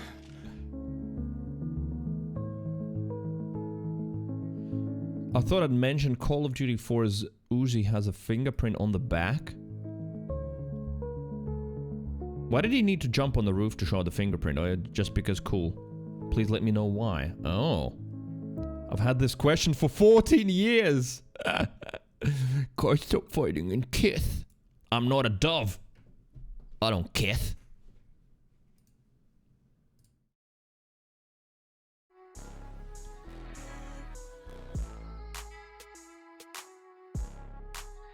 Star Wars is off for now. Good prep for tonight. See you and have a nice stream. Oh yeah, Star Wars. I did read. I don't think I read it out loud, but yeah, I asked like why you're gonna get drunk on Monday. Not that I'm against it, just your life, do whatever you want, but I was curious. So there's a public holiday tomorrow in Germany, right? So basically Halloween, then you can go full on Halloween party because you've got a Tuesday off. Perfect. In that case, yeah, Halloween on a Monday works.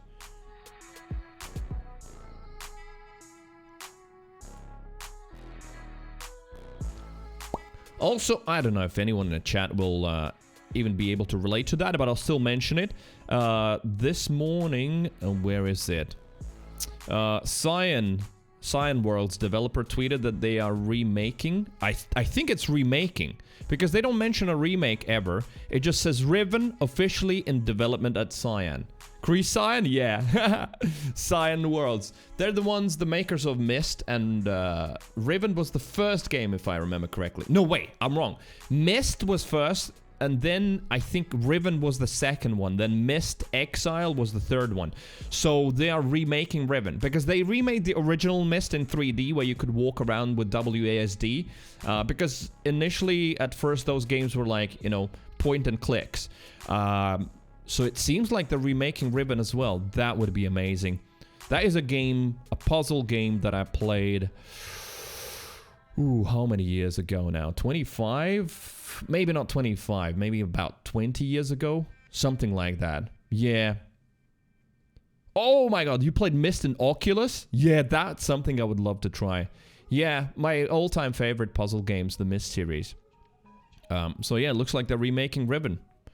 Again, it doesn't say remake, but I mean Riven. There was only one Riven officially in development at Cyan. And then... Oh, never mind. The link is working. So the link they had in the tweet was broken. Now it is fixed. And the first question is, are you working on a remake of Riven? Yes. Is it a is it a remaster or from the ground up modern remake? It's a modern remake. Nice. Is this remake point and click only like the original Riven was, or is it 3D? It better be 3D. It'll be fully traversable in 3D space. Any other supported navigation methods will be announced at a later date. And it's been, there it is, 25 years. Riven's one of the most highly regarded games in Cyan's history. We didn't want to approach it lightly or frivolously. Cyan is a small indie studio. We wanted to make sure we could take on such a difficult, costly, and complicated endeavor and do it well. Okay. It's a ground up... Yeah, from the ground up remake. Very, very cool. But it's gonna take some years, that's for sure. Little Moose wants an Oculus for Christmas. Damn. That would be one hell of a present. But I'm sure you would end up using it as well. Myst, Riven, Exiles, and Uru or Euro. Yeah. The last one being probably the weakest one. But the first three I've really loved. Yodas. Thank you for the farts. Yeah, I love the first Myst. I played it in point and click, and then I replayed it in 3D again many years later when they remade it. Riven, I played in point and click. And you know what's the coolest shit? I don't think I would remember any puzzles that well anymore. And then Myst, Exile, I played as point and click, and I replayed partially the point and click version when they released some sort of a, I think, updated HD version of it. I played it on stream for a little bit. I'm pretty sure. Higgy says I played a Buggy Boy. Wait, Buggy Boy on Commodore C64. Waited 45 minutes for it to load. Buggy Boy? Oh, not as in bugs. Probably like buggies as in racing or something. Yeah. Like, talking about super duper old school shit like that, I do remember at school, my classmate had some sort of a gaming console or computer where you had to load the games in from a tape. So we would sit there for like 15 minutes waiting for the game to load from a tape and then played it. But yeah, I won't be able to beat Higgy Brit on when the game was played. He played in 1985. I was 3 at that point. Which platforms is it coming? Blah, blah, blah. I'm sure it's coming to PC anyway. And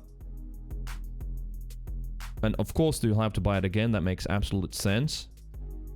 Right, there we go. So yeah, it's a Riven remake. I like that. Higgy says that is it. Wait, so that is the one where you had to wait for the tapes to load? Okay, so for whatever reason, my friend had that in the early 90s. So I remember going to his house, and yeah, he was also the first one in the class to actually have a PC. So it was the first time I played a shooter. I think I played Hexen and then Heretic, and then some Doom, and what else? And like I think one of the first and second Wolfenstein as well. Basically, I don't know whether his mom liked me and other classmates or not, because we were like at his house almost every other day. You know, just after the lessons, just like, oh, let's go to Calvin's house. Let's play some PC games. Chuck says, I was playing Myst when I was 7. Galaxy Brain.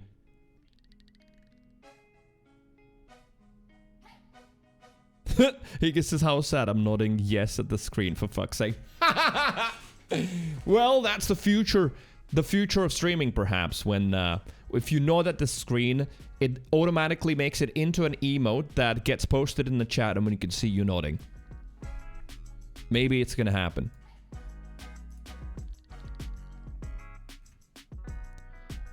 Bum, bum, ba-da-dum, bum. Interesting. Tools being built by some people, including Commander Root, who's famous for building some very cool shit for Twitch, and who even Twitch employees, high-level employees, follow, because he's just, yeah, he's building some really cool stuff and has some good ideas.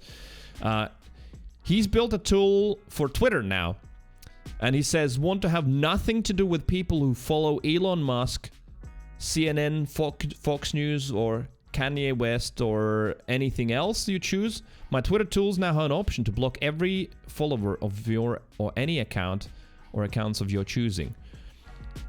Cool that a tool like that exists, but I think it's also a very stupid idea to do that. But some people want that immunity, because at the end of the day, like, there's going to be some very good journalists that are following Elon Musk, not because they agree with him, but because they want to report on the stupid, idiotic shit he does, and he would automatically, for example, end up blocking them. I think it's an idiotic idea to just increase echo chambers even more, but maybe some people desperately need that kind of safety. He gets some flack for being a bot in everyone's chat. I mean, does he get some flack? Maybe from idiots. Because, yeah, of course. How else is gonna monitor the metrics? And, like, if someone super duper dislikes having a bot monitor their chat or their stream, they can just literally ban him. Boom, ba-da-dum, boom. Well, today I learned Happy Halloween. Yeah, so Monday's the official Halloween. I don't know why. Well, I know why. I thought it was the weekend that was the Halloween weekend. Quick check on Twitter. If there's anything else. And then, like, some quick Overwatch news. Apparently, 2 new heroes were teased. I think so.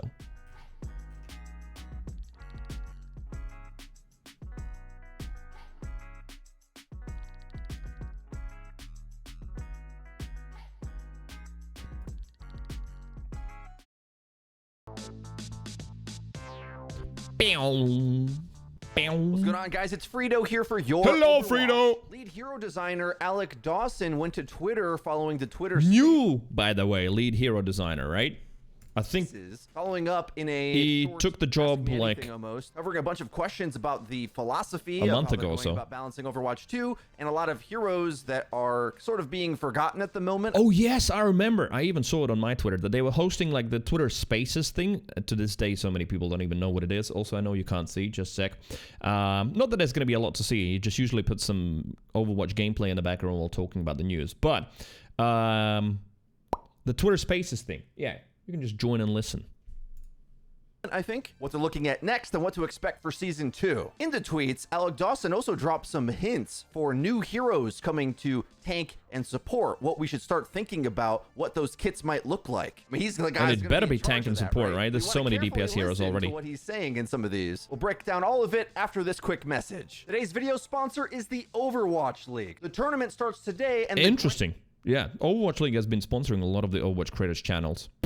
subjects based on themes that you should be able to follow along in the chapter markers if you're interested. When to expect Right, patches. so Normally, themes. they want to do a future mid-season patch with balance updates to happen 4 weeks after a season start. But due to technical limitations, they had to delay this one. On Reddit, Bill Warnecki explains that it's a bit more complicated with cross-play and cross-progression, which require... Yeah, so basically what happened is people were expecting the first patch, like where are the Zarya nerfs, where are the Sombra nerfs, blah, blah, blah. And myself included, we were all expecting it already last week on Tuesday because, you know, the patch notes were leaked and they were pretty much almost perfectly accurate. And it was like, yeah, the patch is coming out. And then it didn't. And then they announced that it's going to be only on 4th of November. No, wait, I'm wrong. 8th of November? I think maybe even later. Anyway, that's the reason why now.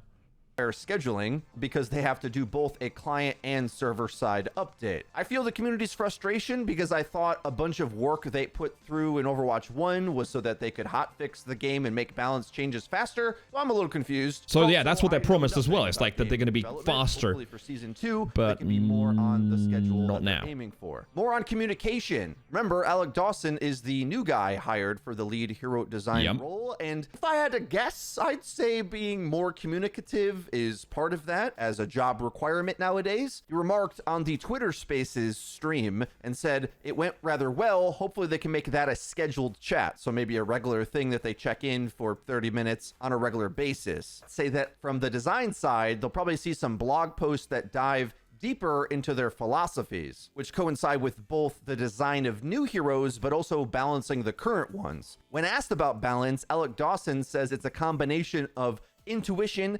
feedback, and data, which is essentially the same thing that Jeff Kaplan described it as many years ago as the triangle of things they look at. Alex says here, we try to look at changes that account for how that character is being played across ranks that can differ greatly and retain character identity. Now, I know a lot of you top-down balanced disciples will have a lot to say about how that sounds. Top-down balanced disciples, yeah. Sections later, so not a good idea in my opinion. More on general philosophy, though. He gets asked about, are you able to gather enough data on new heroes considering they will be locked behind a battle pass, implying that less players will be able to play them? So how are you going to actually know if they're balanced or not? Alec responds in saying there's no concerns because they get tons of feedback and data immediately with new heroes. And then even more when they enter competitive, which will be 2 weeks after they're released. This is a bit of a softball. It's not like he's going to say locking heroes. Yeah, exactly. Yeah, I was like, you know, what else is going to say? Yeah, it's not great that we have it locked, and you know what we could do with more data. Of course, he's not going to say that. Makes them unbalanceable. If they thought that, they surely would not have done that. Alec gets asked about low pick rate heroes and what the dev team's thought process is on them. He responds in saying, it's okay to have niche heroes, but it raises questions. Is the kit lacking? Are players tired of the kit?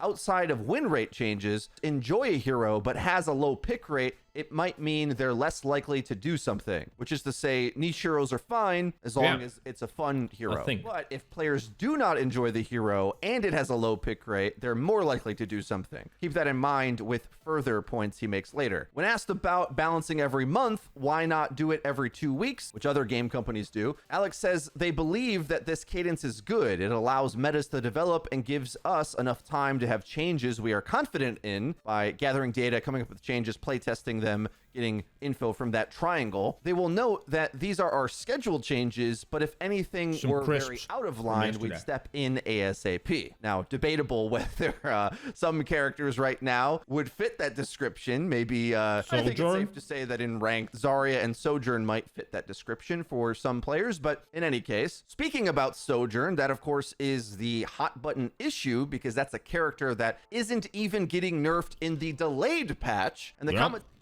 So especially in high ranks, if you look at like the top 100 players, DPS. It's just Sojourn, Sojourn, Sojourn, Sojourn, with interestingly some rare Tracers in there, even though Tracer has been nerfed a He made little on bit. the Twitter Spaces, I think, got blown out of proportion a little bit. So to clarify, he said, yes, we are balancing top down, but they try to find a way that won't gut the hero or butcher them at lower ranks. It's hard to do, but that's the goal. He specifically says she's on top of mind, Sojourn is, particularly looking at her one-shot capability without losing hero identity too much. So if Sojourn is a character about a railgun, she probably should be able to use it, right? A change I saw CarQ tweet out is suggesting that holding her railgun for 8 seconds sounds ridiculous, and I agree. Why can't she just roam around with that thing after farming a tank? In general, a cool thing they did about Overwatch 2 is that there isn't much punishment for a tank to stand in front and scout the battlefield and take some damage due to the reduction of armor, as well as the enemy gains less ult off you anyway. But Sojourn is the one example of you really get punished. Well, I should say your team does if you face tank into the Sojourn, and I think that is some unfortunate gameplay design that they might have to think about, where simply just trying to hold the front line as a tank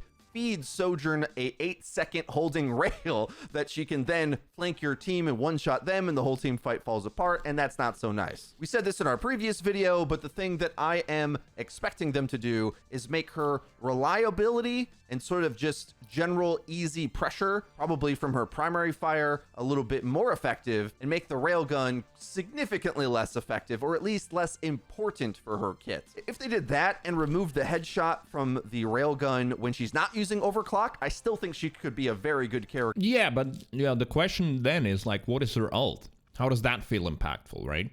Yeah, now it's way too impactful. You can literally 1v5 a whole fucking team. But if you can barely kill 1 or 2 characters with an ult, that's also gonna feel very unsatisfying, right? I feel for Blizzard and game developers in general, where, you know, some PvP stuff is involved. Like balancing that kind of shit to make sure that it feels as fair as possible for all the different ranks, and then also so it's actually fun, is a monumental task. It is. Character in a normal neutral fight, and have those pop-off moments with the ult, still be about the railgun, not lose the hero identity, be fun to play, challenging, and pick her performance up a little bit at the lower tiers. The way Sojourn is good, I also kind of don't like, for the previously stated reasons. Further changes to Season 2, they keep talking about this DPS passive that gives you speed and reload speed after an elimination. Alec Dawson says the DPS passive is on top of the list for changes in Season 2 for reasons they're changing you bring it. up. The reason they're looking to change it is because it inadvertently helps flankers far more. Alec agrees with that, but also there's a sentiment that it is harder to aim with on certain heroes. So for example, you know what? Widowmaker getting a I never mentioned that, but it does throw you off a little bit. Well, you like, you are used to a certain strafe speed on a hero. Like when Kiriko pops the ult, okay, you adjust. Everything moves faster. If Lucio speed boosts you. But like after the kill for, what was it, 2 seconds or something? So you briefly get switched to a slightly faster movement speed. It does feel weird. I did notice that as well, yeah. Random burst of speed she's not ready for when she contributes to an elimination might make her next follow-up shot she's going for way too hard and miss it on accident, because all those muscle memories are so fine-tuned. While it doesn't matter so much when you're on a flanker type character, on her it does. Maybe they just remove the move speed entirely. But specifically, he says, with a hero like Genji, they wouldn't like revert the nerfs they're putting through on this patch with the passive. They might wait and see instead. And that's sort of the answer with a few of these things, where they want to test out a new change and wait and see, rather than be too proactive and assume Genji needs that damage back in order to compensate for losing the bias of the passive. It's all a crazy balancing act, isn't it? Alec is asked about Bastion, who is a hero that is underperforming other DPS, maybe even less effective than in Overwatch 1. I don't know. I think that's a bit debatable. I think he's low-key one of the few DPS that can actually punish some of the more aggressive tanks. A lot of players are asking, like, how do you counter Zarya? Well, baiting her into a barrage of bullets on a power angle bursting the bubble when you can. Bastion's a bit underrated, I think, to But make yeah, Zarya is getting her think nerf. twice about She's good. RWing your team and backline. But funnily enough, Alex says here that Bastion bug where players could have effectively Sorry, I'm reading ahead a lot, but yeah, that is true. Like, his ult is so garbo. It's so easy to get out of it. And the fact that it was bugged, which is why they removed him from game, and you could literally spam it. You could do like 20 times more shots with it than intended, and people still would be able to avoid it, was eye-opening for them. artillery fire, so much so that they had to remove him from the game for a few weeks. He says it was actually quite eye-opening because players still avoided it. Imagine the ult being so bad that it's like 10 times better and you still can't get kills with it. Okay, so I think you could like combo it with Grav and maybe another ult or two. But like, it's so artillery is not that situational, yeah. great. Alex says a few changes they have in mind, but we want to shorten the window before the projectile drops so players can feel more effective during configuration artillery. More changes, Symmetra. They've got some tweaks coming to Season 2, but he does say that she is doing quite well across most of our ranks.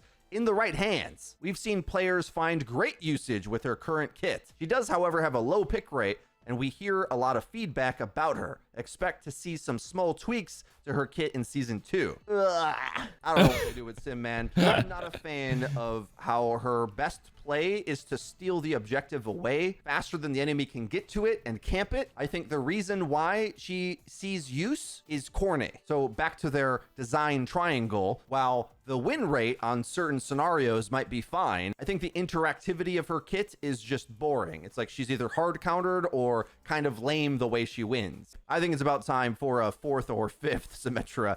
Yeah, Sim has been a And asked problem about Tracer, in like Alex what to do says with her for a she's long been time. overshadowed by some of the other flankers in the hero lineup so far due to meta and other hero strength, but they believe she will find a home/composition with these changes, as in the nerfs that are coming up, and others coming. If she doesn't, we'll be taking a closer look at her. And this is pretty core to my reasoning for not being too worried about the Genji nerfs, is because I think Tracer being as difficult to play as they made her is actually a better benchmark for where DPS should land in Overwatch 2. Tracer's a character that's like super oppressive with her positioning. And But yeah, like, she's difficult to play, but if you're good with her, then you can still get a lot of value out of her. There's still quite a few top 500 players with Tracer who, for whatever reason, have decided to go against the meta and not play Sojourn. getting There's in, still a lot but of her damage isn't gonna a lot of value overwhelm you that can and be easily mow things gotten down. out of her. I kind of like that. And when Genji's a bit weaker, it allows for these DPS picks to have actually a higher skill expression, where rather than having just raw numbers to insta-shot supports, there's more interplay with the rest of the game. So I think Tracer's one of those underrated picks that you might want to consider to go hunt down super nimble characters like Kiriko and Sojourn. At the highest tiers, they might still be able to headshot you, but for most players, But yeah, Tracer think about sticking Overwatch. around is still I was gonna do thinking some also, work on like, them since in I'm a gonna do the 1v1. stream So Vember, that's my take on that. I might like Comment just do about new some support early streams where I heroes. play Let's some take like a 3 or 4 hours before my usual time, play some Overwatch. And those who can make it, who are interested, and then like on the second part of the stream, I'll play something else. This. He says, yes, balancing out the cast is one of our long-term focuses. Aaron Keller spoke about this before. Right now, the pool is quite small for 2 players to choose from, as in the support cast.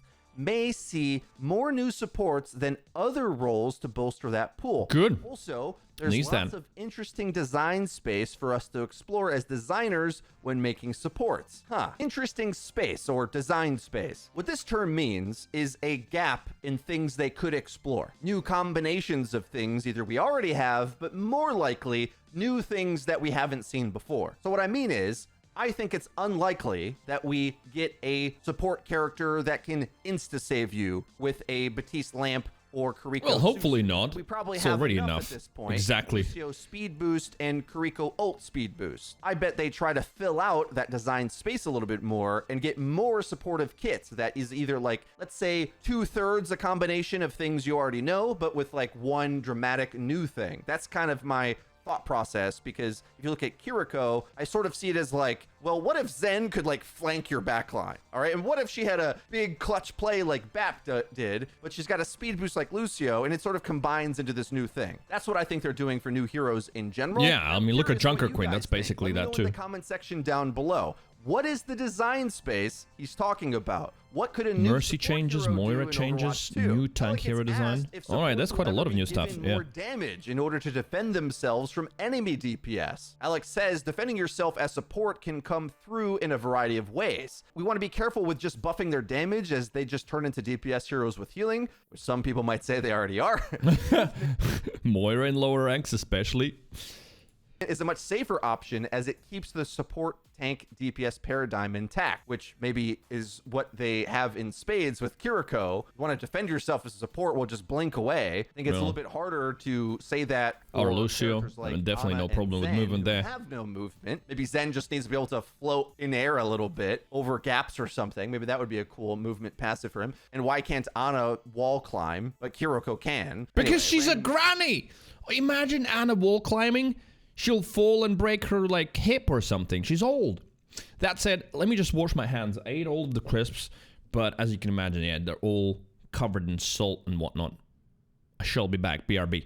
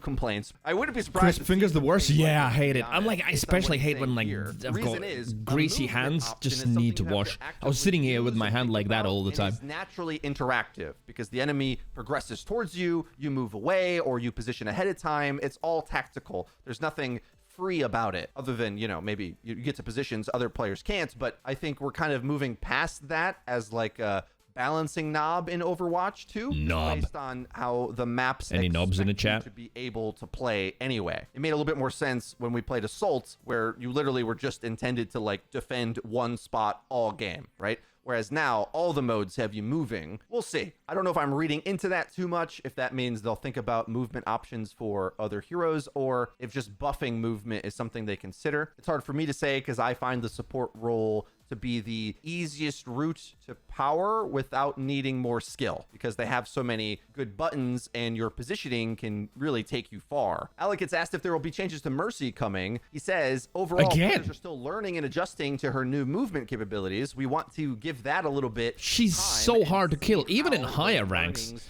Like, I translate. was watching, who's that? I mean, who's been super vocal from those that I watch about the Mercy movement? Surefour, yeah. I mean, he's a fantastic aimer. Come on, ex-Overwatch League player, or is he still in one of the teams? I can't remember. But anyway, he fucking hates it because, yeah, she's just so difficult to catch now. She just zooms and zooms and rubber bands around the map so quickly. Win rate. May see some small tweaks through that time frame, though. There's some wacky things you can do with Mercy's movement, but I haven't seen it be a mainstream play that players really do. Like whipping yourself through the sky to like go take a pistol duel against the Pharah or something. When I have been up against Mercies that have mastered this, she is a nightmare to hit. Yeah. That's a lot of characters. I say that, and I absolutely suck at her new movements. It's a whole new world, and I can't unlearn what I remembered from Overwatch 1 for whatever reason. More playtime hopefully fixes that. Changes to Moira. Alex says that Moira? a lot of players love her playstyle, so it looks like that's not something that they're going to break with her flow and approachability, but maybe give some added utility. They have some ideas, but it's down the road a bit. So I'm going to take that as code for probably not Season 2, where he heavily... So what did he say about Moira? A bit. So I'm Because, like, in lower ranks, Moira is a pain point for a lot of players. For Moira, we want to make sure we get it right. Tons of people love her playstyle, so we want any added utility to not break her flow and approachability. I have some ideas, but down the road a bit. They have Okay. some ideas, but it's down the Hopefully road. less So I'm going to take that cheap as code stuff, like for throw the probably orb in not and that's Season it. 2, where he heavily hinted that we'll see changes to Brigida's ult in Season 2, as well as other characters. This won't be one of them. Onto some tanks now. So Alec gets asked, how do you guys feel about the tank diversity, particularly in terms of tanks who share composition style? Ryan, Junker Queen, Zarya, Orisa all brawl, for example. How much of improving that plays into hero design versus balance versus map design? Alex says it plays a significant role. At the outset of a new hero, we establish what archetype they fit into for the game's needs.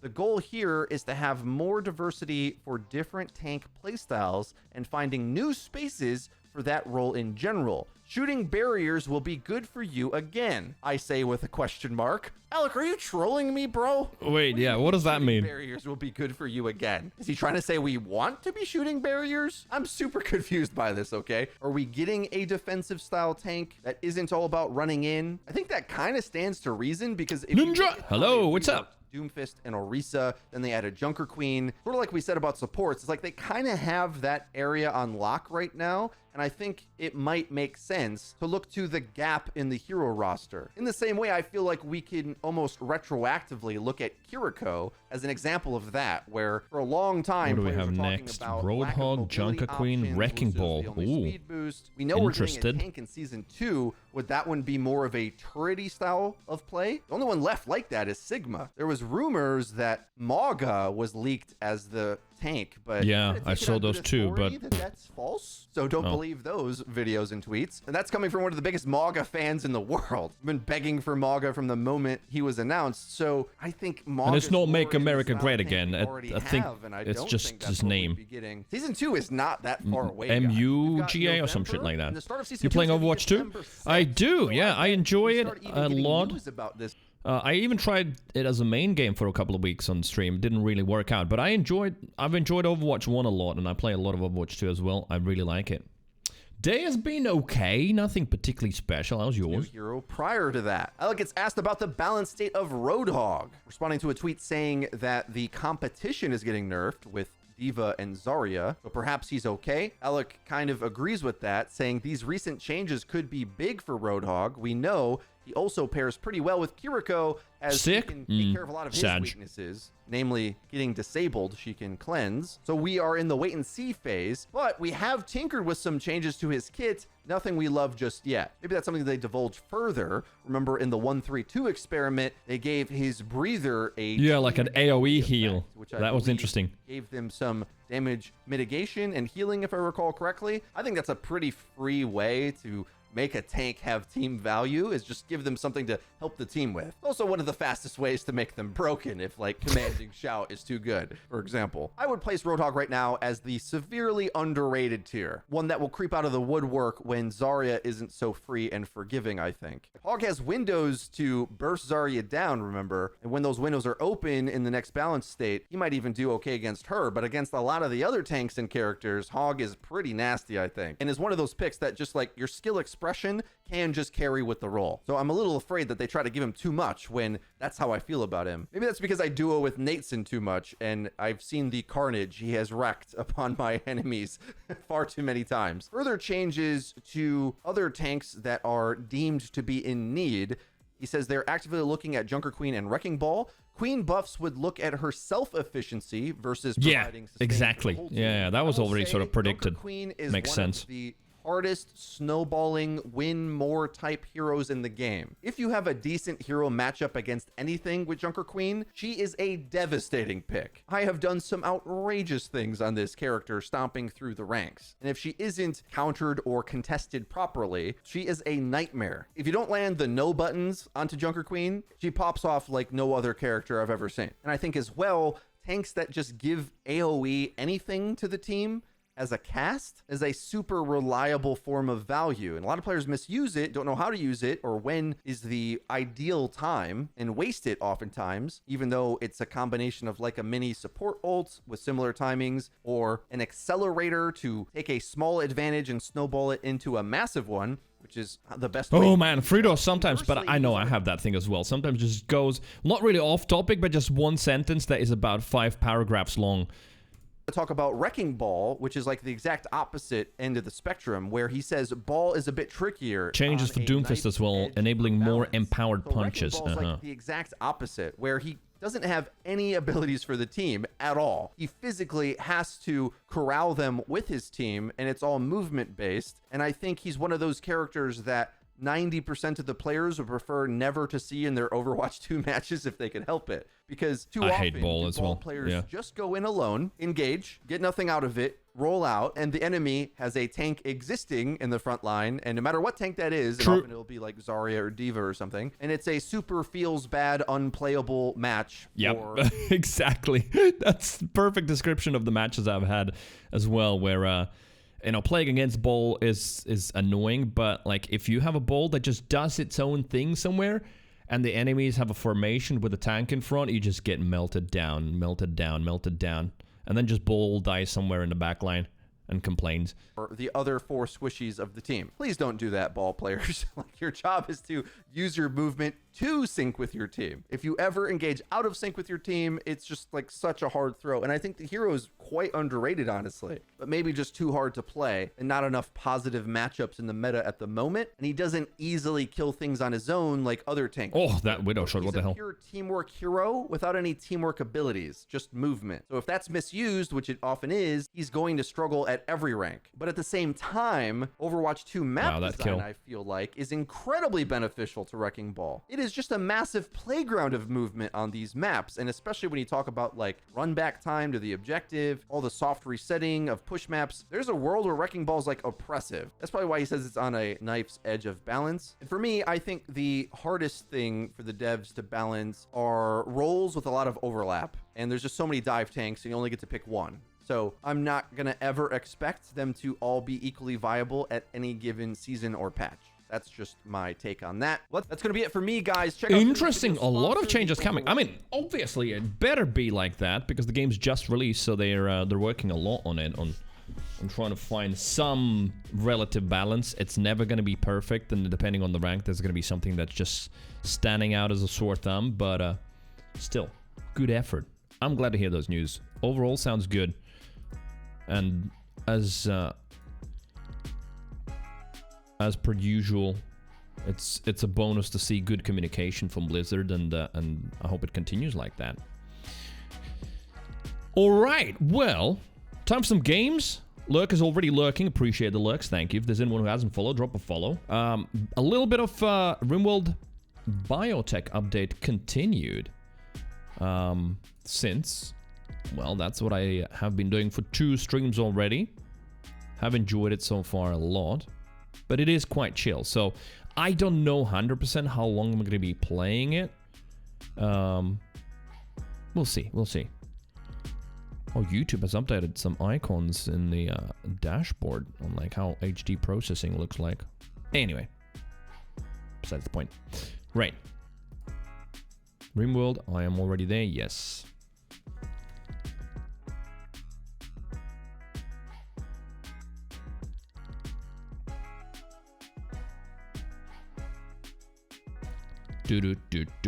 Tubbs, good day. Hello, hello. Right on time for me booting up RimWorld. How are you today?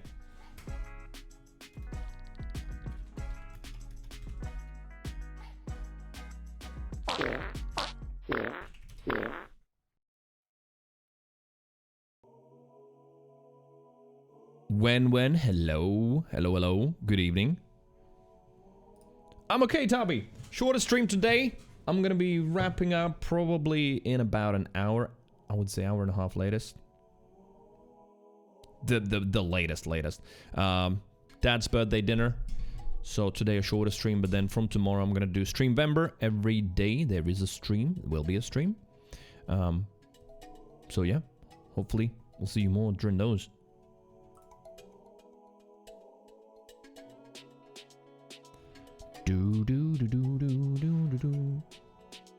Oh, when just woke up from a nap at 10:30 p.m. Damn, what you gonna do over the night?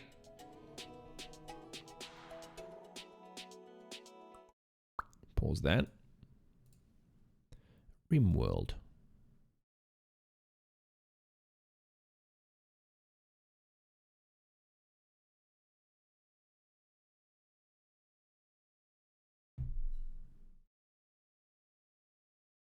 And Crazy Cat Mom's back from the nap as well. Naps, it works for some people, yeah. For me, sometimes I just desperately need a nap. Rarely, but sometimes just, you know, after a really bad sleep previous night. So I just can't get through the day. And if there's a chance, I might try it. But super rarely have I ever woken up refreshed after a nap. Usually just completely squished.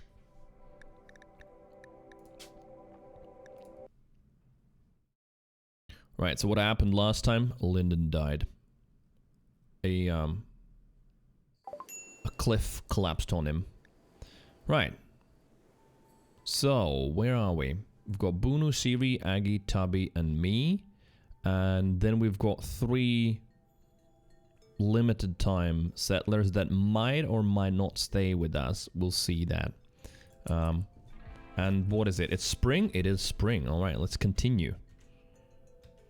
When was the last raid? Relatively recently, but that doesn't mean anything, right? You can see this can be double raids relatively quickly, then nothing for long periods of time. So since my wealth is going up, things are definitely going to get more difficult.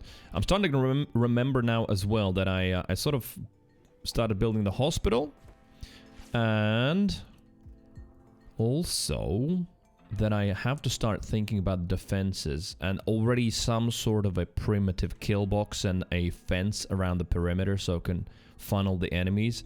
Now the issue is going to be these watermill generators, because I can't really fence them off as Siri reaches level 9 in cooking. I can't really fence them off, so they would be like outside the perimeter, but they would be the first ones that they try and, you know, destroy. Obviously, geothermal power is gonna be better. I can build walls around it, but I haven't researched it yet. What are we researching? Microelectronics first. Why am I doing that? When I should be doing geothermal power. We've got the gun turrets already. Medicine production, perhaps, but no, let's go with geothermal power, yeah. Looks cute. Can it take train? Take train, what do you mean?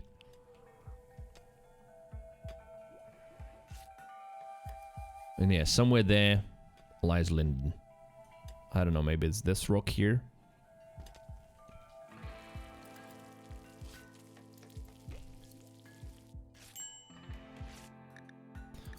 Minor break. Missy, what does she need? Jealous of Bunu's bedroom. Well, that's your problem. I don't know. If they end up staying with us, I don't think any of those pawns were actually any good. The only one that I might consider, let's see, this one. The Hun. If we could get them, what is it? A female age 72. Oh, okay, so she's gonna die anyway, or like develop some illnesses. But she's like very high on artistic, that would be good. She's got a peg leg already. And yeah, at 72, sure we'll develop some issues soon.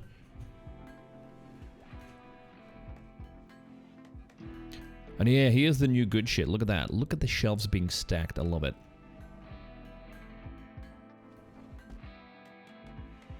Right, Devil Strand hopefully coming in after the summer. And yeah, we can't fulfill all the roles yet. Okay, what next? What next? Got our statues being made. That's very good. They can be sold or used. Well, yeah, probably every single bedroom will need one as well. Not probably, definitely. Now, Lyndon was our good tailor, wasn't he, as well, right? Now we don't have anyone with those skills. Tailoring. Oh, Agathor. No, never mind. Agathor's at 11. So, oh, what the hell? I'm at 13. What am I even doing then? Why is Agathor walking around? Let me see. Missing 80 fabric of leather. Oh, leather is an issue. I guess we gotta go and... hunt some animals. Chris Cummins says no option but to nap. Pain meds plus a stronger dose of my happy pill makes me spaced out. Yeah, I already get that. That is part of your routine and it's basically needed for you, right? It's just to keep your sort of life balance in check, which is why you also have a pretty strict routine, which is good, right? Every time, basically, when the stream starts, roughly around that time, you say hello and you go for a nap. Okay, we lack leather. We don't need more meat. That's the problem. And Devil Strand is not going to be available anytime soon. It is summer, so maybe they can live for shitty clothes for a little bit longer. It is a mood debuff, but just maybe. Also, have we already harvested some leaves? Lizard skin. Where are the psychite leaves? See? These 3 have been harvested. Where are they? Surely they can't eat them raw. Let's look at Agathor. Psychite tolerance small, but that is from this. That's from Yayo. It's herbal meds. I don't see anything on the shelves. Huh. Curious.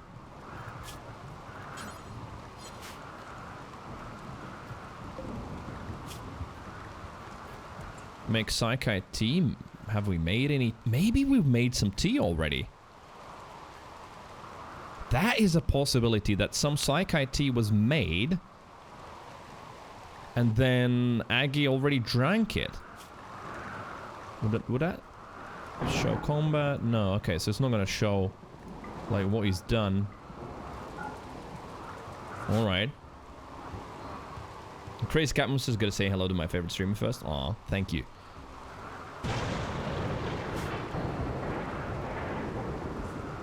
Bum ba-dum bum. So yeah, if you haven't tried the biotech expansion yet, if you like RimWorld, seriously suggesting it. I think it's the best DLC so far.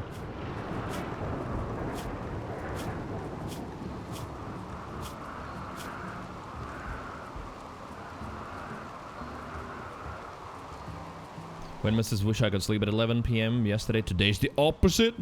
Well, what's gonna happen today now, Wen? Are you gonna stay up all night now just watching Twitch?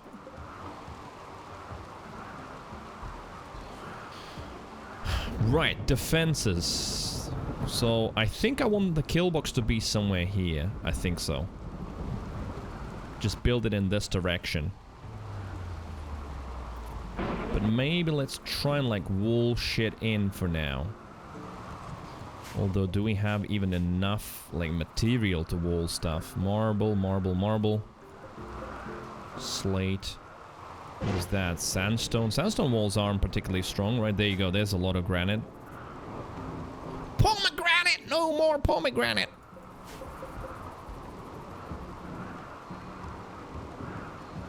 I guess we'll just have to slowly start building that shit. Right. Structures. Walls.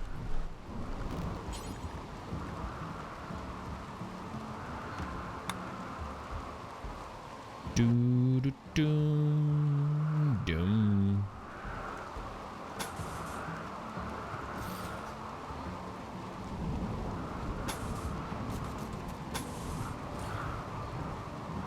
Right, is that a cliff? No.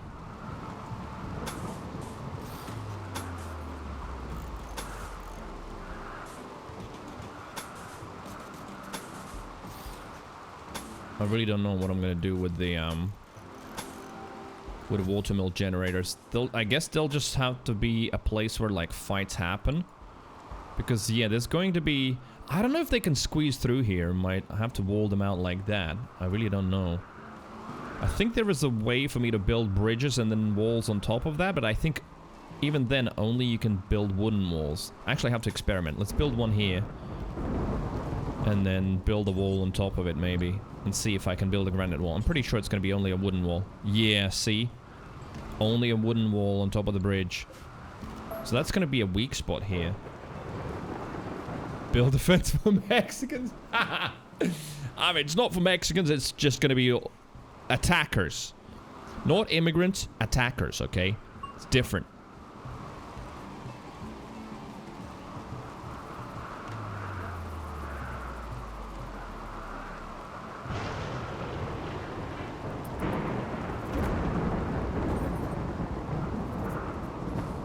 Right, maybe take that one out so they can actually go past there.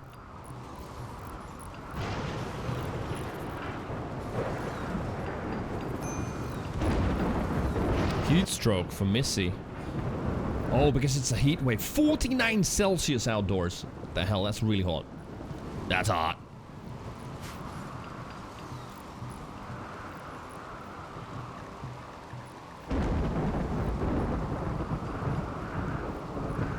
Then, like, probably somewhere around the tree here. Something like that.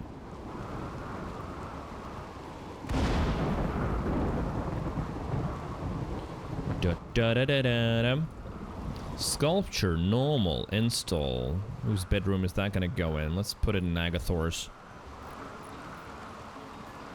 Oh, there they are! Psychoid leaves. Oh, but no, that's from harvesting everything else. So is the tea being made? Psychite tea is being made. So yeah, it must be then Agathor is drinking it. Yeah, there it is. Psychite tea. So you just need constant psychite intake. That is part of the new expansion. He's got a gene that makes him dependent on psychite. Not addicted, dependent. If he doesn't get it, gets really sick, goes into a coma, and eventually dies. So, essentially, it's basically his food.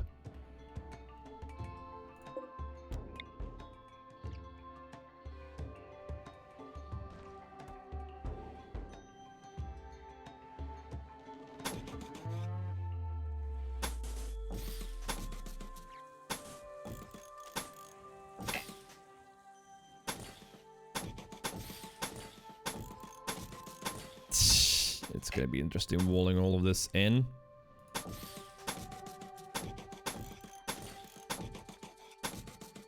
Right, okay, tree has got some borders, so these three. Yeah, we can't build closer to the tree because it upsets the tree. Also, dryads, how's that going? Spawning another one in 15 hours, so we're gonna have 2. And I think Bunu is the one that controls them, so whenever we have an attack, we'll have those dryads coming in. Da da da da da da.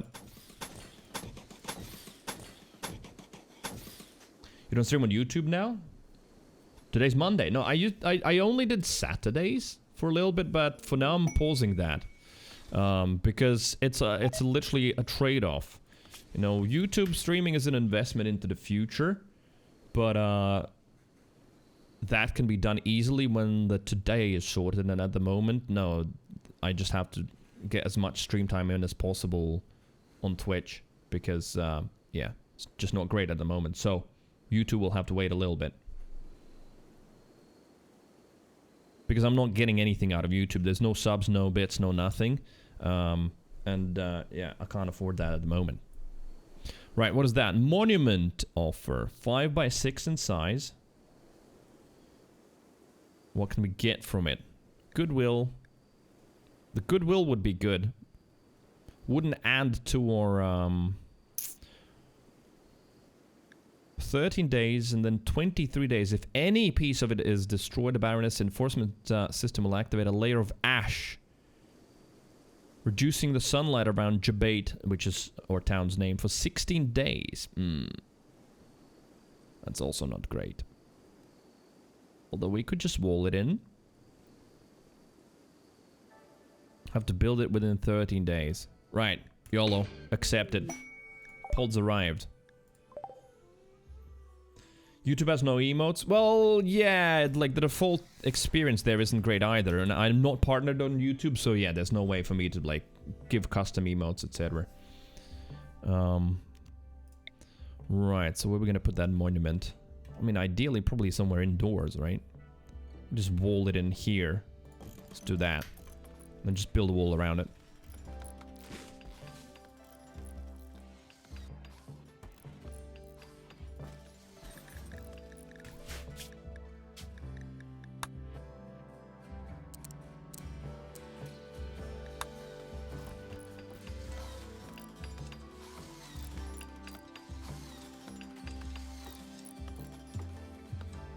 Bum, bum, ba-dum, bum.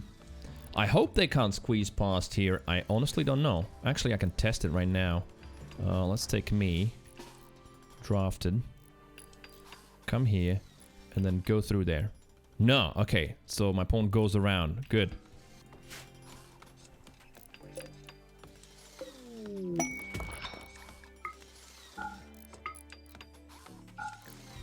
Cargo pods. Oh! Randy! Randy has given us cloth! 195 of it. Okay, that is good. Because... yeah, we had some issues with no leather and some tattered apparel. So... we'll be able to make some clothing. Good stuff.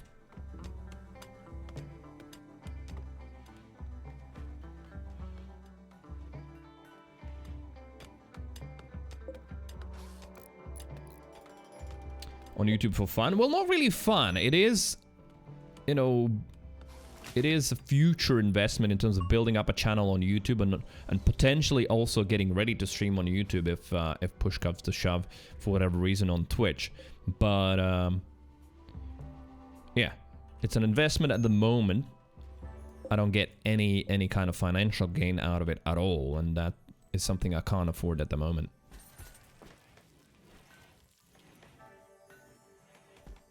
Right, these cycad leaves, by the way, do they deteriorate? Not refrigerated, spoil in 29 days. Oh, so those also need to be in the fridge. I mean, 30 days is a long time, but then again, we're not going to make that much cycad tea anyway, right? Right, toxic fallout. A distant chemical fire has released a plume of poison over this entire region. Any person or creature not under the roof will slowly be sickened by the toxic dust settling out of atmosphere. Not any, though. That's a message from the old in biotech. There are a certain type of race called wasters, and they love toxic fallout. It will last anywhere between a few days to a quadrum. Right, that's not great. But, you know what? We do have someone already. Agathor. Look at that. Total antitoxic lungs. Pollution stimulus. Carriers of this gene get a chemical rush from being exposed to pollution. This makes them move faster and helps them think clearer. So... gain stat bonuses when exposed to pollution, so they actually will like it. Right, well now... does that mean the cow will die? Wait a minute. So would we have to put the cow indoors? The cow will die.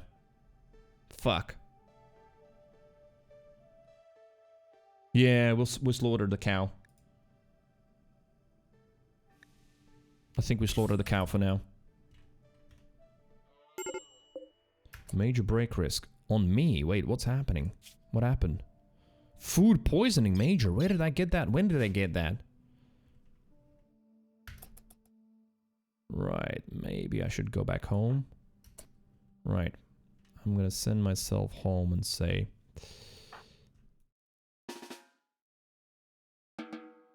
there you go. Forced to go home.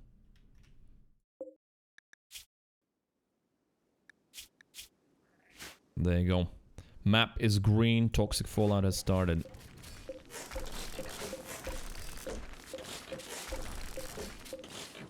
Shave the moo? Well, we'll get a new moo later. I would have to build like a barn or something to save it, and then we'll have to make food for her.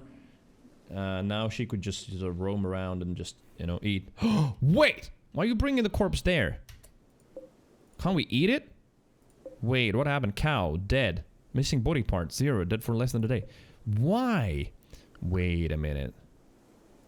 Okay, no. That should have been brought home.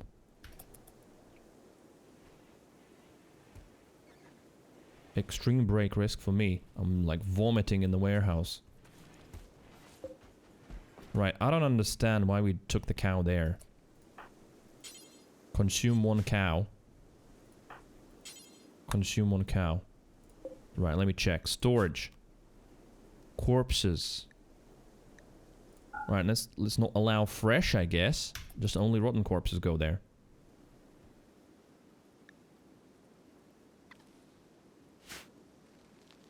There you go, Doc's gonna go and pick it up. Oh wait, will my dryads die as well? I wonder, do they get like affected by the toxic fallout?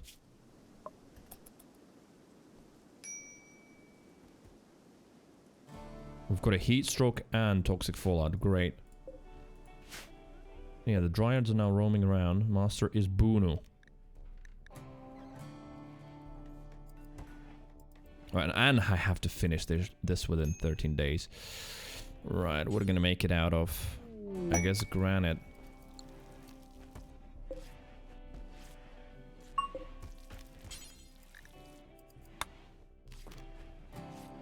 With granite doors.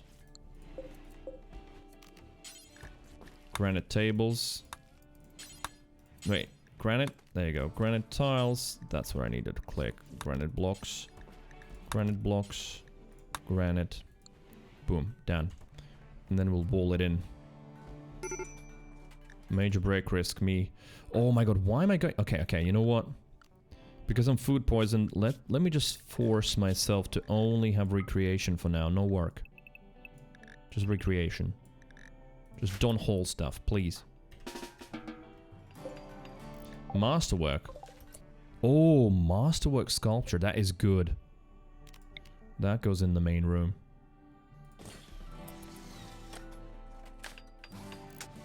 Save the moo. Moo's dead. We're gonna eat the moo. Cow burgers.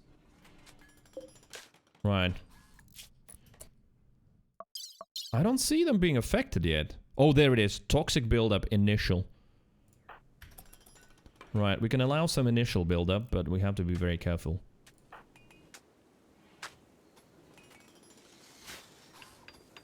I hope it's not gonna last for too long. So what kind of a fucking summer is it? Outdoors? Oh no, wait. It's 39. I was pointing at the freezer. And then we'll need a wall around it. Like that.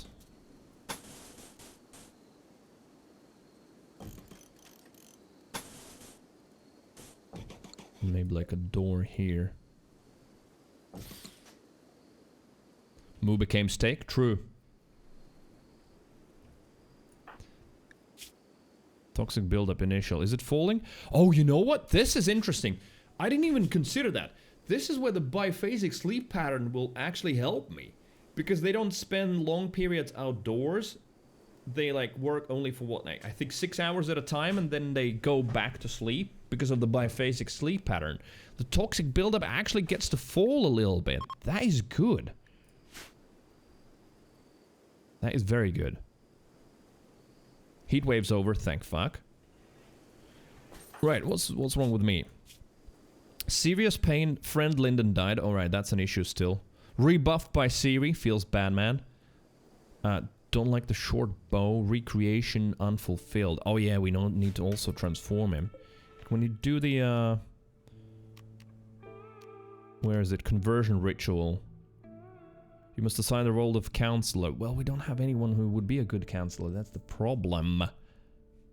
Right, let me look at numbers now. Numbers versus social. So Bunu, who's the next one with a higher social level? Me. See, and I'm the one who needs to be converted. And then everyone else is on 0. Those would be like really bad.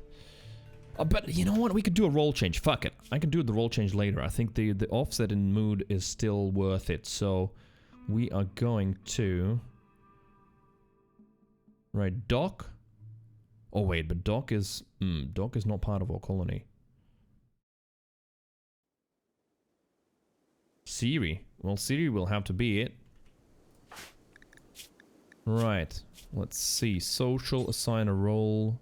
Siri, the moral guide. Feels morally wrong, but go. The ceremony can begin, and also I gotta keep checking the toxic buildup on them. Toxic buildup initial.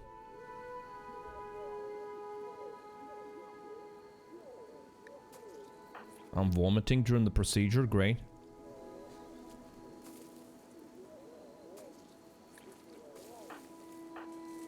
Toxic buildup initial.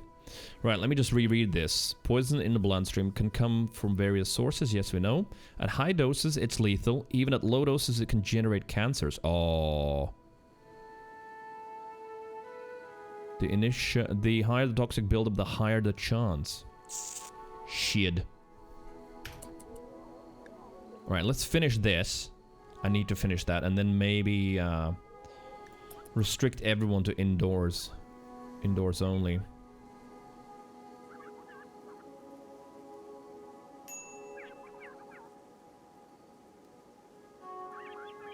Right, we've got enough food to survive indoors. Right, successful role change. Excellent. Try and immediately convert me. Oh, I like that sound. Stubby! Oh, Tabs, you're awesome. Tabby _ gifted a tier 1 sub to 110701. They have given 591 gift subs in the channel. Dude, I've never, I don't think Wen has had a sub before, or maybe she has. No, I lie. This is her 3rd month now subbed. Wen, welcome back to the Wholesome Deviants. Now, properly with the, well, for now, the monkey emotes, but those of you who are subs, you can check the sub channel. I posted a tiny little teaser of the new emote and new mascot. It's there, and I'm pretty sure that it's going to be finished this week. The mascot itself, so I can show you during the stream Vember. Tubbs, thank you very much. And yeah, when gets called 110701, it's like all numbers basically. Tubby, thank you for gifting the sub, and when is absolutely wholesome. Definitely a good sub gift. Thank you, man. 110. Linen's like, what? Yes, exactly. See, it's worth sometimes looking at a Discord. Quick side note, Senji did some mock-ups by literally, because I posted only like one bit of the face, but it's not exactly half. So Senji just mirrored it to try and imagine what it's gonna look like. It's similar, but it's not exactly perfect. Like on the mascot, actually the eyes are a little bit further apart and stuff like that. So look at the teaser mostly that I posted. That's the only true one. Tubber also didn't know it? Well, there we go. Sub chat. In Discord. It's the channel that's only visible to subs. Right, build up. Toxic build-up initial still. I gotta keep that in check.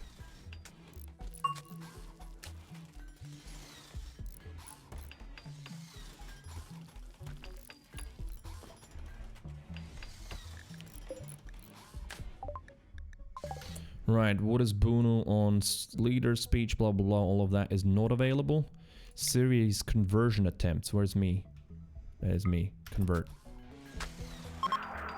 93. That wasn't particularly successful, but yeah, because series social is low. That's the unfortunate bit. Right, how's Agathor's health? Look at that! Yes, see? He doesn't get any toxic buildup whatsoever. He don't care. Missy, toxic buildup initial. Right, so we're gonna just chill with that, and then all get indoors. Do. Indoors, 21 Celsius, life's good. Right, are we out? Oh, shit, that's gonna be bad. We're out of granite blocks, though. We gotta do some quick mining before... No roofs. Before we need to restrict ourselves to indoors. Mine that as quickly as possible, please. How's that looking? Any roofs? No, not that I can see. Mine that too.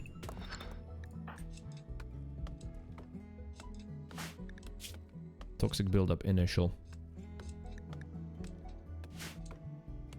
Doom doo doo doo doo doo doom.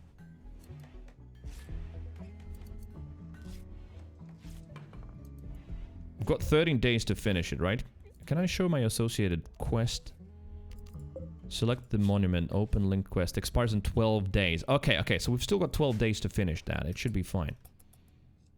By phasic, how much of the toxic buildup drops? 3.2. As I can hear in the left ear, Bunu pruning the tree. 3. Oh yeah, so the sleep definitely helps a lot.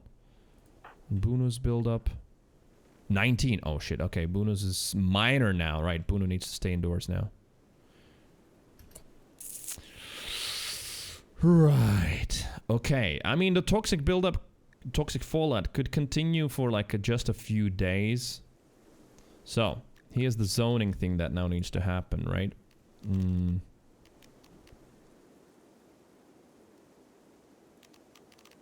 Right, what was the manage zones thing? Zone. Oh yeah, it was in counterintuitive. It's an area, so. Delete that. New area. Rename. Indoors.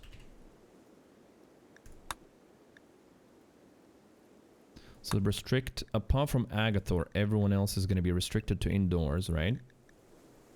Where's Agathor? Aggie, unrestricted.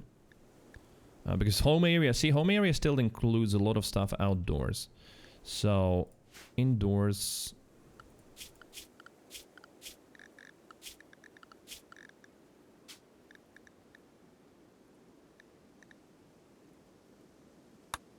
Shit, I don't remember how to manage them. Zone. That's just zones. How do I draw them? Fuck. Indoors? Do I... No. Wait, I have forgotten that. Manage areas. New area. No, that just adds another one. I don't need another one. Take the indoors. Invert.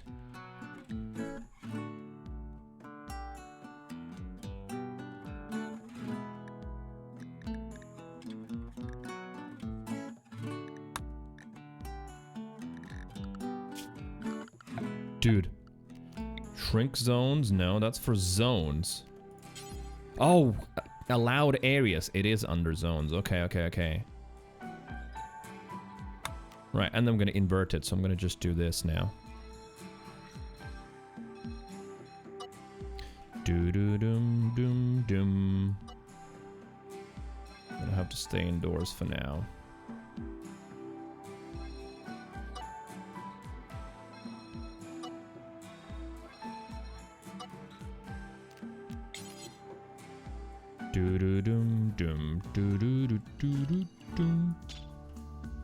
Right, does that look alright? That looks like it is. And now I need to manage areas, invert. So now, if I mouse over, you can see it's just the indoors that is affected. I think that's how it should be. Yeah, so everyone has to stay indoors now. Because we don't want them developing cancers and whatnot. Apart from Agathor. Agathor can do whatever because he's a different genotype. And he doesn't, yeah. He should be, in theory, he should be moving faster and everything, but it doesn't look like it's affecting him in any way.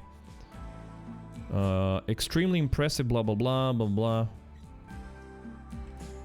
No slaves in the colony. Well, that's whatever, yeah. I don't have hot water still. Yeah, that's the most ridiculous thing. Still no hot water, they're still fixing it. It's stupid. Nice guitar. Wait, guitar? Oh, in the music. Yeah, I see what you mean. Yes.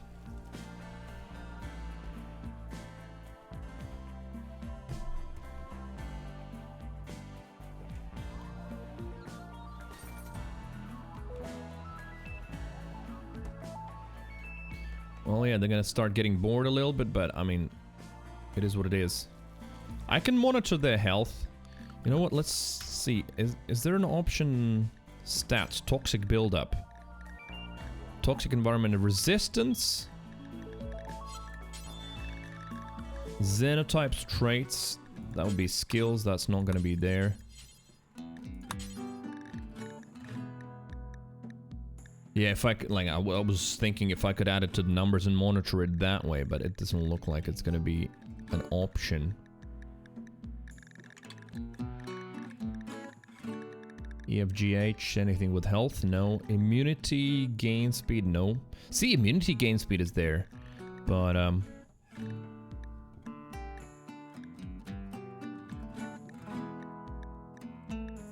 Psychic sensitivity? No. Okay, so I can't like monitor them in one screen. Health. Oh wait, it might be here. Disease, immunity, consciousness, moving, manipulation, talking, insight, breathing, blood, digestion, medical care, cells, self-tend, head ifs and bad head ifs, pain, bleed rate, needs treatment. No, it's not there. Needs, chemical, room size, suppression. Nope, not there. It's not gonna be skills, not gonna be abilities, records, probably also not. And then miscellaneous.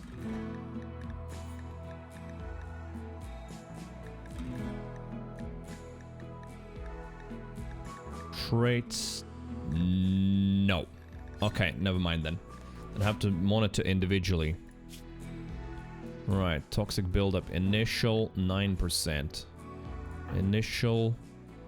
Oh, interesting. She hasn't got any. Wait a minute. Is she different? No, she doesn't have any Xeno genes. I guess she's just being indoors all the time. That's why. Mine is 11. Consciousness -5 already. -5. Yeah. And Agathor can do whatever. Wait, also interesting. Siri is not affected. Again, because she's been cooking. Stayed indoors all the time. And then Buna's was the highest. So, yeah. Don't want to risk that. Tell us how you really feel about hot water. I like it. It's a luxury that you don't even think about until you don't have it, and then it really sucks. Right, actually, I guess should... Okay, we're missing blocks. Alright. I hope the fallout doesn't last like 20 days or so.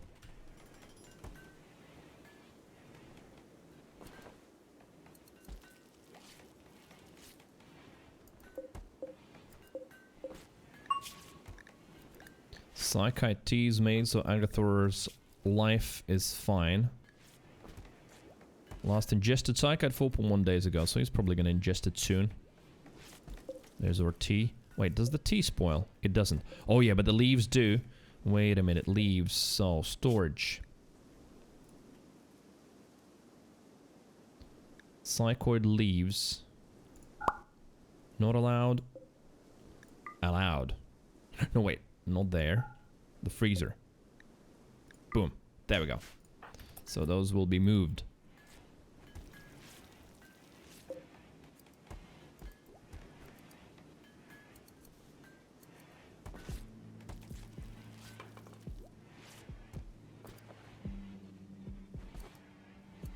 Well, hopefully we don't get any raids during this. We'll be forced to go outside. Yeah, how are these looking? Interesting. The Dryads don't get any toxic buildup. I guess they're made out of freaking wood, tree, so it doesn't matter. Mumu's dead. Right, how's this looking, by the way? Nutrition growth. I guess because we don't have a... What's it called? An animal there. It doesn't count the growth at the moment.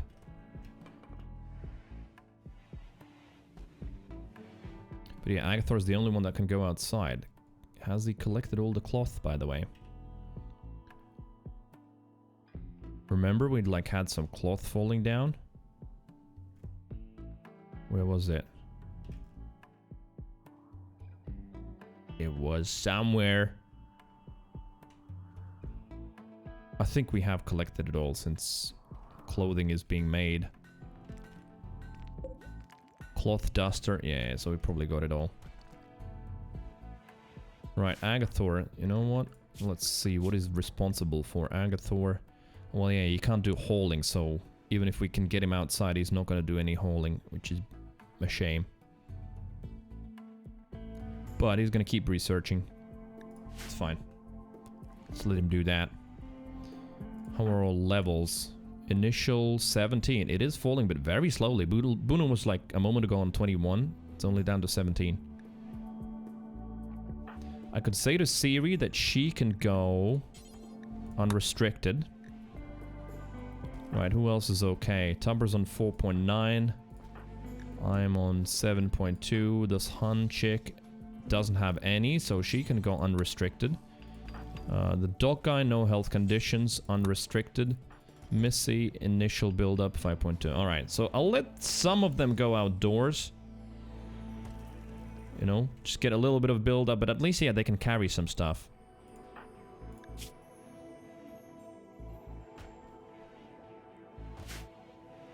They just gotta monitor.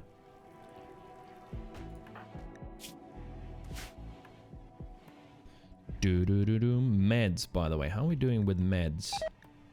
Bruno has gotten food poisoning from a simple meal, dirty cooking area.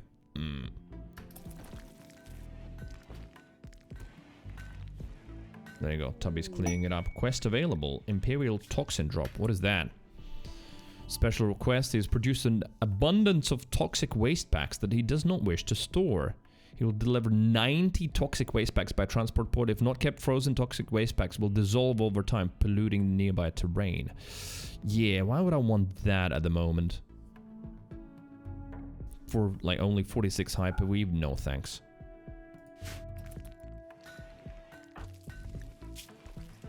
There you go. He got his initial build up. Did Siri get hers? Yeah, she did as well. Right, I'll let them finish this though.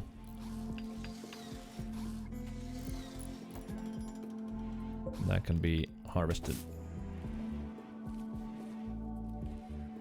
Alright, let's just monitor Siri now.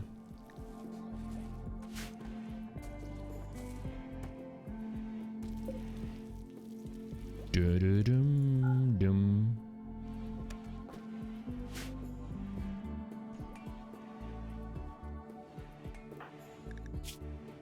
Interesting. Why is she not getting any?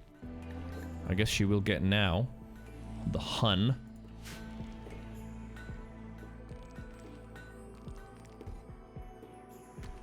Right, we've got another sculpture. Excellent this time. Damn. Some good sculptures being made. Alright, let's put one in my room. Door opposite side of the vent. There we go. Roofing that in. Yep.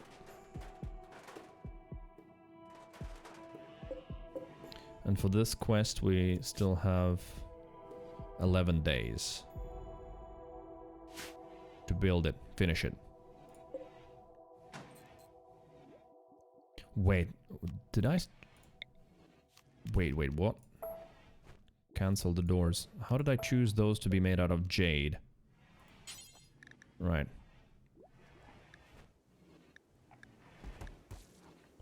What kind of doors we could make? Limestone? Limestone doors. Limestone. There you go. Go for it. Maybe those can be finished then. How much per door is needed? 25. Yeah, we should have enough.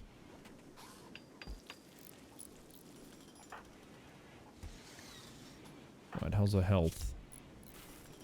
3.7. Who else is going outside? Han still hasn't gotten anything. Doc is on initial 1.8 only. Okay.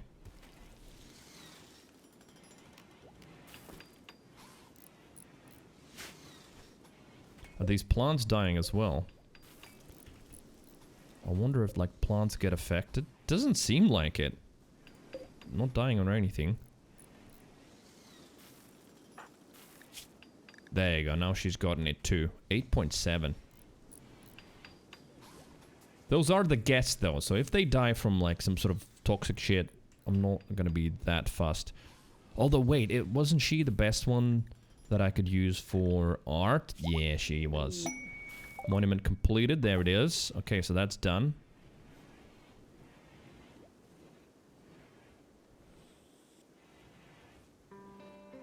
Is that roofed now?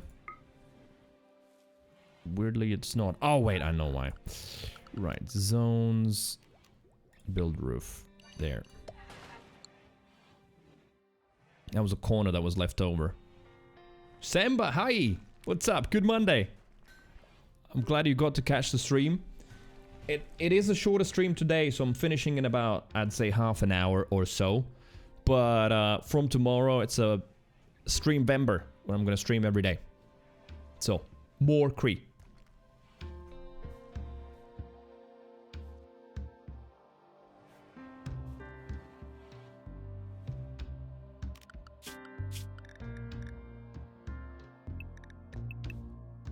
Right, let's restrict everybody to indoors now, because they all have now initial build-up. We need that to drop a little bit. That said, no, see? Missy now is fine, so we can make her unrestricted. This is definitely a lot of management. But, I mean, that's what RimWorld's all about. I'm also fine, so I can be unrestricted for a little bit. So is Tubby. Unrestricted. Agatha is fine. Siri, toxic buildup. High on Yayo. Oh, for fuck's sake. She just keeps using drugs. We need to give her beer. Who's that? Bunu still has got the buildup. Yeah, that's taken a long time to actually drop. So she stays indoors.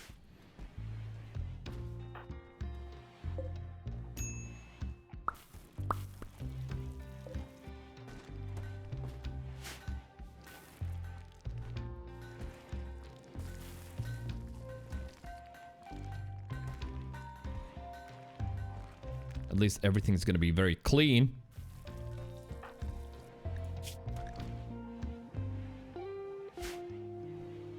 Because they have nothing to do, they're just chilling indoors. Oh yeah, some of the mining's happening. Hello Tubber, how are you looking?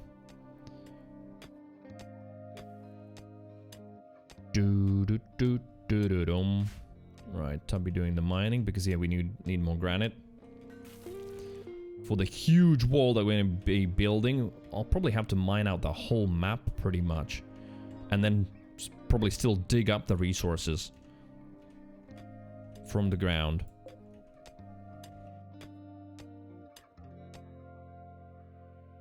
Right, how's Tubber doing? No toxic buildup, nope. Me also no toxic buildup.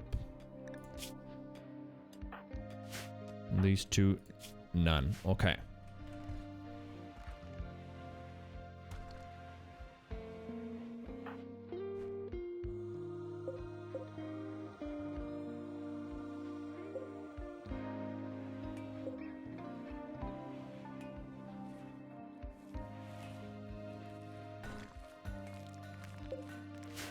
I haven't seen any traders in a while as well. And I just realized all the animals died, don't they?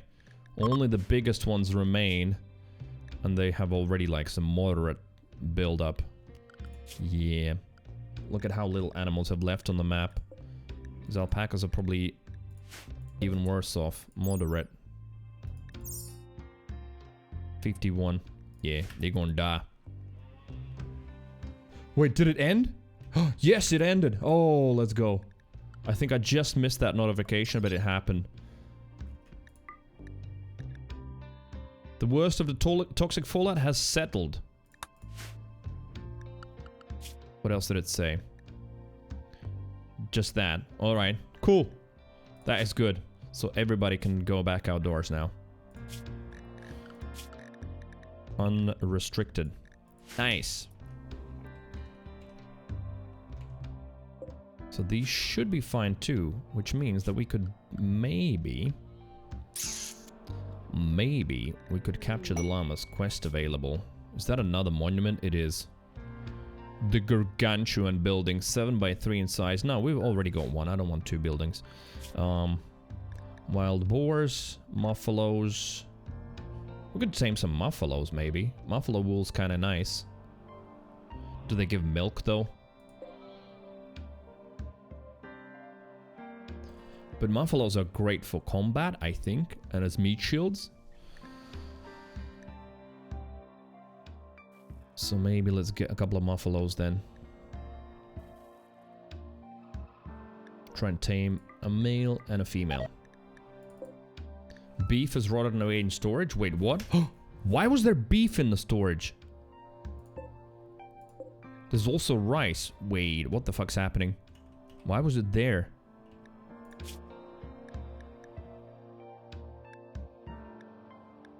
Raw food is not allowed. No corpses. Why is there... Did I just see some rice? How is that there? Wait, because the shelf policies are separate from the storage. Duh. Oh, yes. Okay, shit. Yeah. Alright, can I copy these settings and then paste them into the shelves? Yes, I can. Right, that was the mistake. So we were storing some...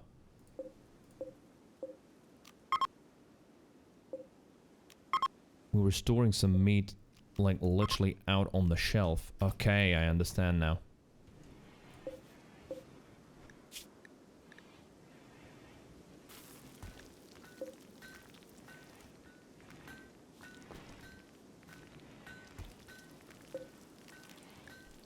So here, then copy settings, and we're gonna paste it on this shelf. Okay, I get it now. Rice? Yeah, we had some rice. Oh, look at that. Buffalo's tamed. Let's go. That was fast. So how's it looking now? 3.24 per day. Consumption 0.86. Okay, that's not too bad.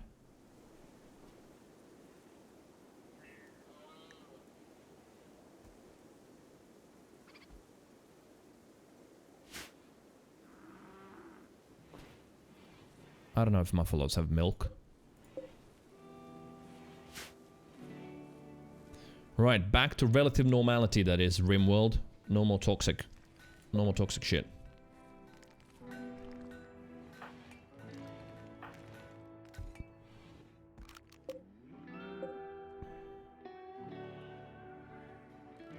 Yeah, and I need better weapons too.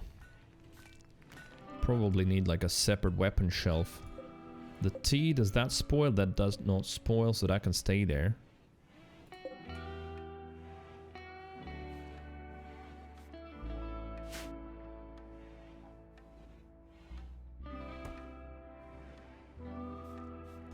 Bum, bum. Alright, how the needs are looking. Extremely impressive dining room. Extremely impressive recreation room. Okay, that is all good. But yeah, the low expectations, I think, will eventually go away, right? Right. Seaweed's high, that's why she's so happy. But she needs to get high. Her son Lyndon died, so we gotta let her use some drugs for a little bit.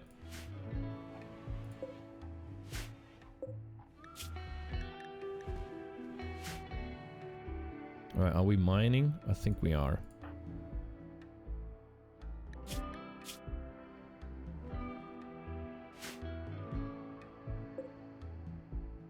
Woe is me. Or is it, I like how your speech to text typed that though. Whoa. Whoa.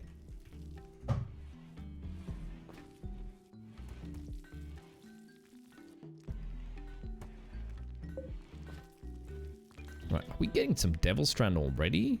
Or did those plants just die? Maybe they died. Because I see like them planting some new shit again. Maybe they... Oh, wait, what? A prisoner has managed to steal a radio and call you. Oh, phew. Right, that's... Fuck that one. I don't care about it. Like, I was worried that this was destroyed.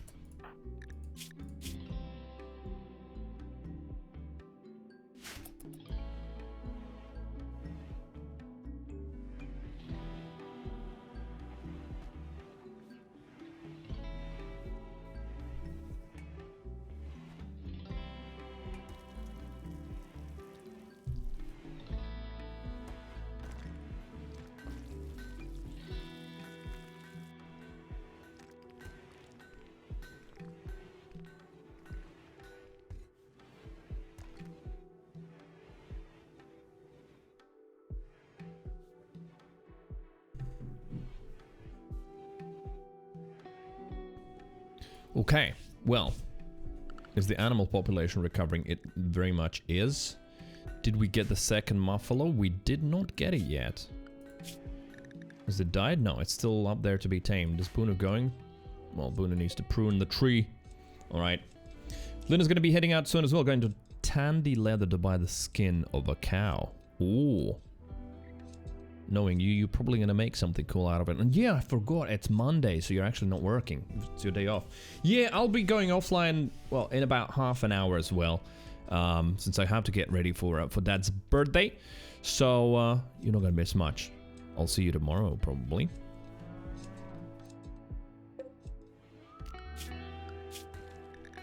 Oh shit, I haven't forgotten to put myself back to work. There we go. You ever seen the classic Plague Doctor?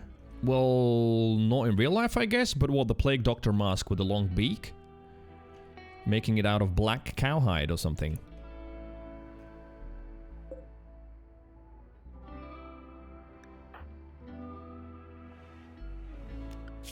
Right. Okay, let's see. Those guys. Oh yeah, I can't change their outfits at the moment. We'll have to wait and see whether they join us or not. Question is, how long is their quest still going on? Depart in 4.9 days. Okay, so still a while.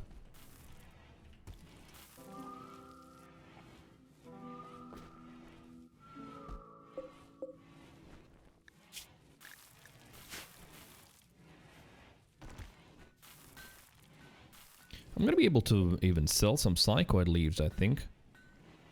Because we might have an overproduction. Aggie is not gonna need that many psychoid teas. I don't know if he can drink those teas and do those help. We still have Yayo, so he's been taking that.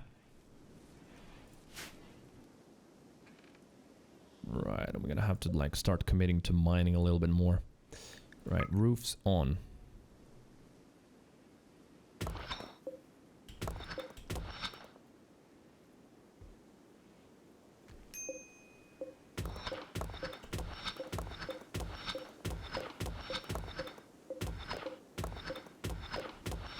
What is that? That is marble? I need marble. Let's mine all of that too. Well, you know what? It's going to be easier to do that with a tool.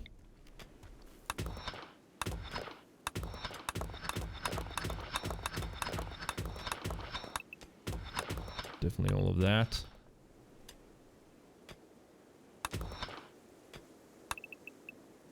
Oh yeah, wait, I forgot strip mining was a thing. Do I have the strip mining? Let's see, strip mine. Yes, the strip mine mod is active, so I could probably just strip mine this shit.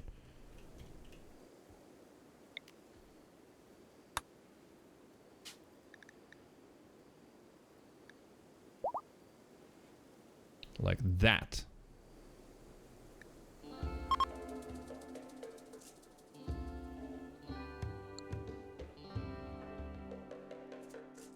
Starting early for the Renaissance Festival. Okay. Definitely will want to see a picture of that. That sounds like it's gonna look cool. Travelers incoming? I think so. Or they're just passing through. I guess they might just be passing through.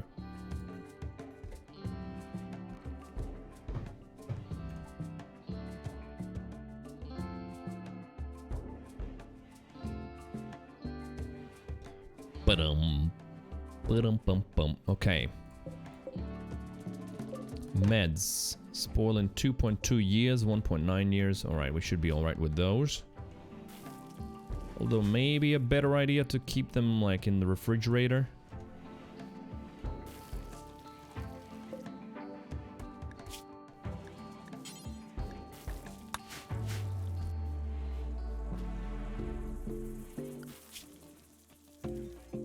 Right, any conversions possible? Maybe? Begin a conversion ritual. Expected quality 68%. Room impressiveness. Oh, the room could be a little bit more impressive. Right, we'll need to put like a cool statue in there. Actually, maybe like the, where is it? Sculpture normal. Excellent. The masterwork? No, you know what? We're gonna leave the masterwork in here for now. Alright, we're trying to convert Agathor now.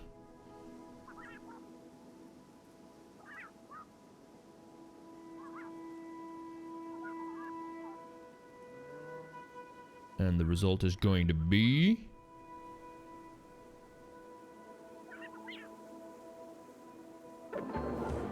ineffective. Damn it. Due to poor quality of the ritual, no development points were gained.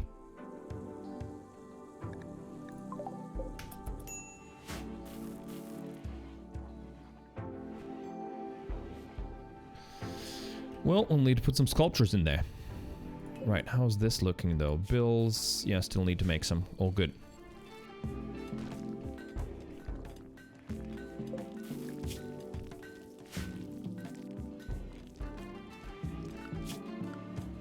Who's idling? Doc is idling. Doc. Can you do like some basic stuff? Low skill. You could. You can even do some research if he's got nothing else to do. Yeah, let's let him do that. There you go, he's researching. Alright.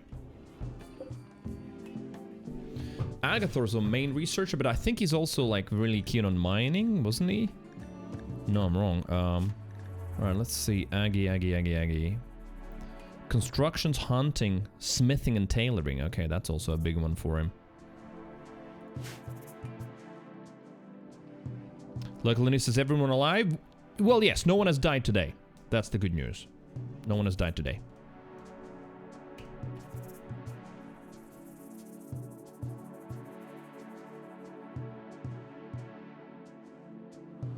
Boomalocks. Oh, yes, we do have 2 muffalos now. Very nice. Food. All looking good. Okay.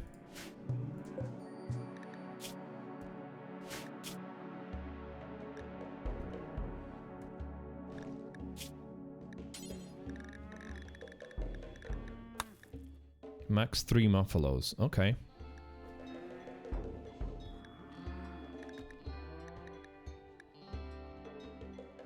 Right, is there a way we can manage the slaughtering needs? Like auto slaughter? I think there was an auto slaughter option, wasn't there? This auto cut for the trees growing there. Was there an auto slaughter? Uninstall, reconstruct. No. Look at that. Some loving is happening. So we're gonna have a little baby soon. I'm pretty sure there was an auto slaughter option. Alright, let's see. Maybe when like another one pops up.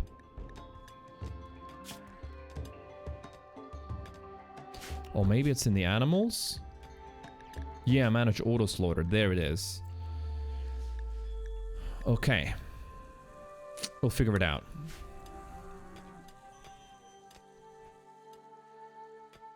I'll let some extra ones grow and then we'll get some extra meat.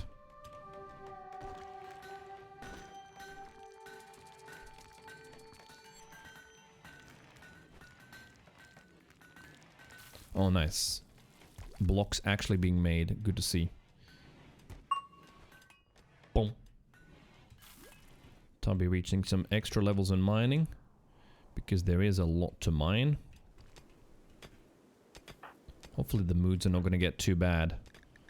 Right, was he passionate about mining? Sorta. And Bunu, very.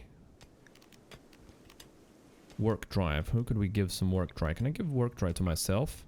No. Let's give it to Tubby so the mining can happen faster. Where's Tubber? Is he sleeping? I lost him. There you go, there's Tubbs. Sip it! Thank you, Higgy.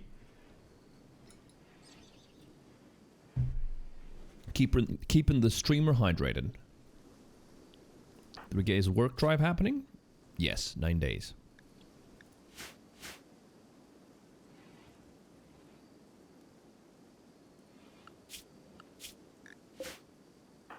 Right, and these leave in 3.5.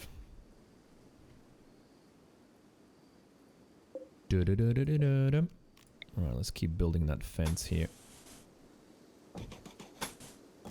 Da wall. Good, not affected, not affected. Excellent.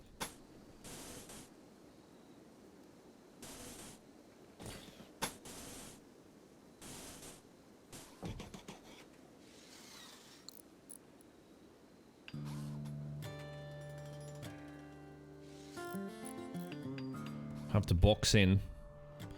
And I don't think I'm going to need a much bigger base, so I'm probably going to wrap it up somewhere here together with the power generator, so we have the second generator, and then yeah, the kill box just will happen somewhere here. Talking about stuff, let me see. Security. Minigun turret. 100 steel. 3 components. I think we can build a couple at least for now.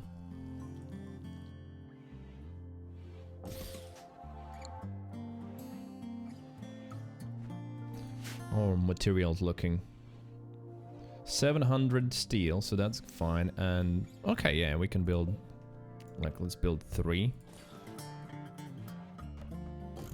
They just need to have these spaces between them, so when they explode, they don't, like, blow up the other turrets. There can be a chain reaction, unfortunately. Captain H-Box, is that it? You finished studying? It's time to get drunk? Maybe. Welcome back.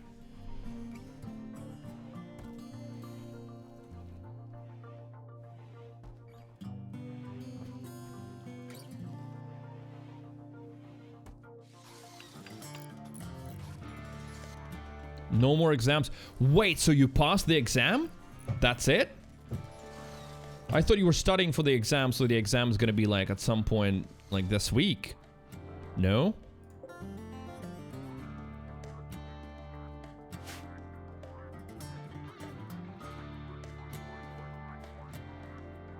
Ba-da-da-bum-ba-ba-dum-boom.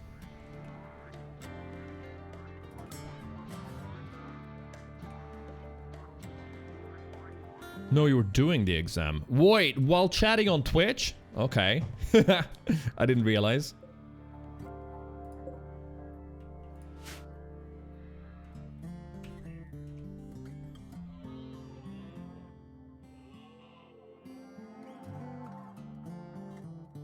Right, I'll probably have to start putting some doors in soon as well, right?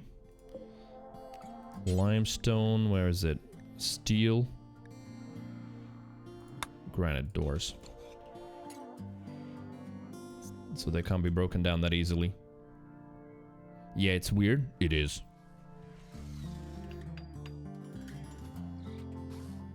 Okay, look at that. We have 2 dryads.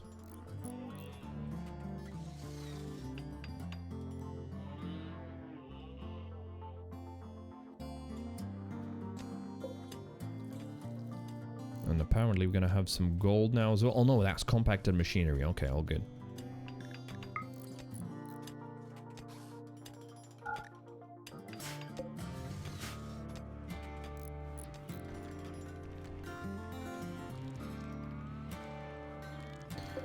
Reinforced barrel. Were those needed for the turrets? Let me see.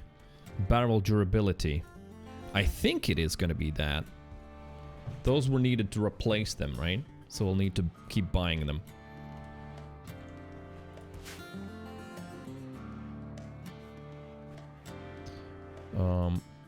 Right, and then... Did I just see an auto pistol there for a moment? What the hell? Am I dreaming?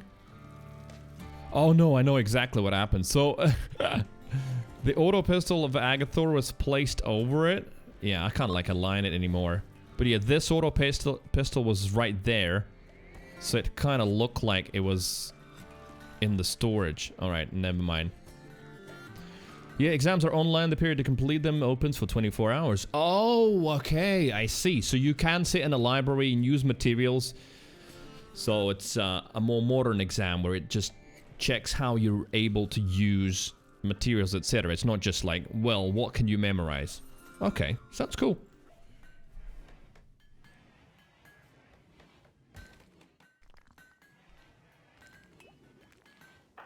All the moods and the needs.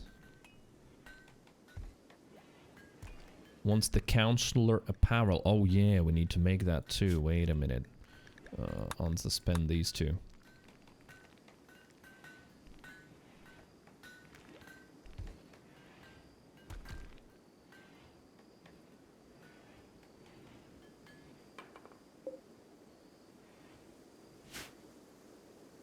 Right, I'm really curious to see. You know what? That might be actually the last thing I checked today. What time is it? Yep. 2.5 days. Let's wait for the end of this mission to see if they join us or leave, and then probably I'll have to finish today.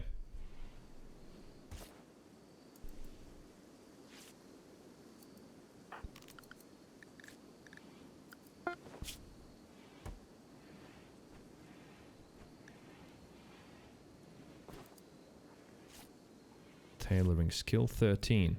It better not be poor. Let's see, what is she wearing? Gear. Good. Okay, awesome.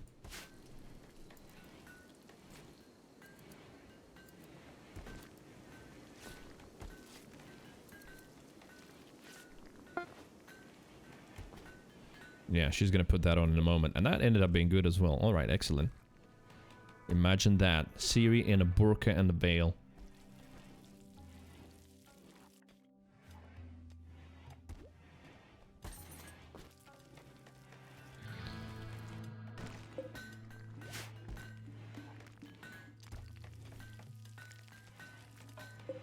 Right, and I think we need to build another shelf.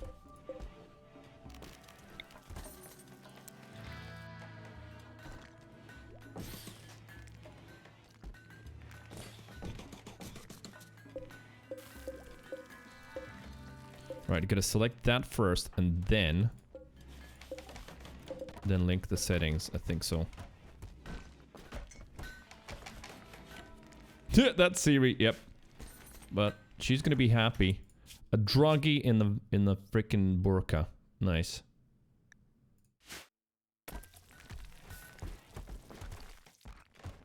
Optimize storage. Yeah. Now though. Copy settings. New shelves. Paste settings. There.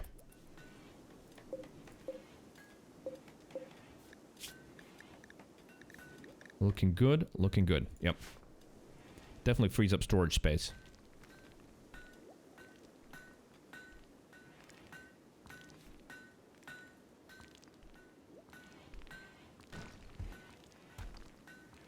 It's a bit of a shame that Doc, the slow researcher, is on research. So maybe let's take him off. What is his level? 5 versus like Aggie being 16. Yeah, let's take him off of that.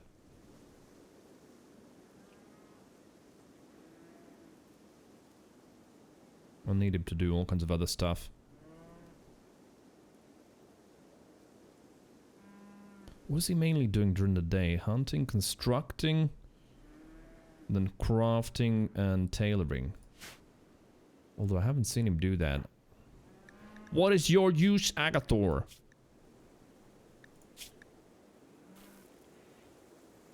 Insulted apparently by someone. Who did that? Hun. Okay. Called Aggie and Alpaca.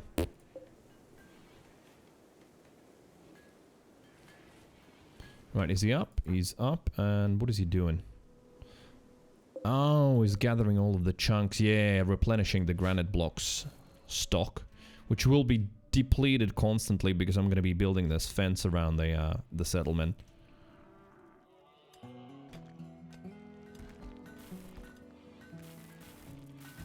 But yeah, it would be a good idea to develop the geothermal or research geothermal because these are weak spots now. These are literally my wall and then destroy and then the turrets don't work.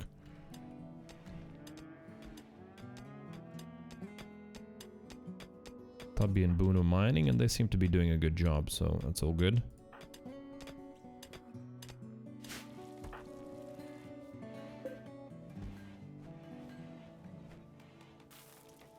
Another sculpture, normal this time. Let's put it in another bedroom.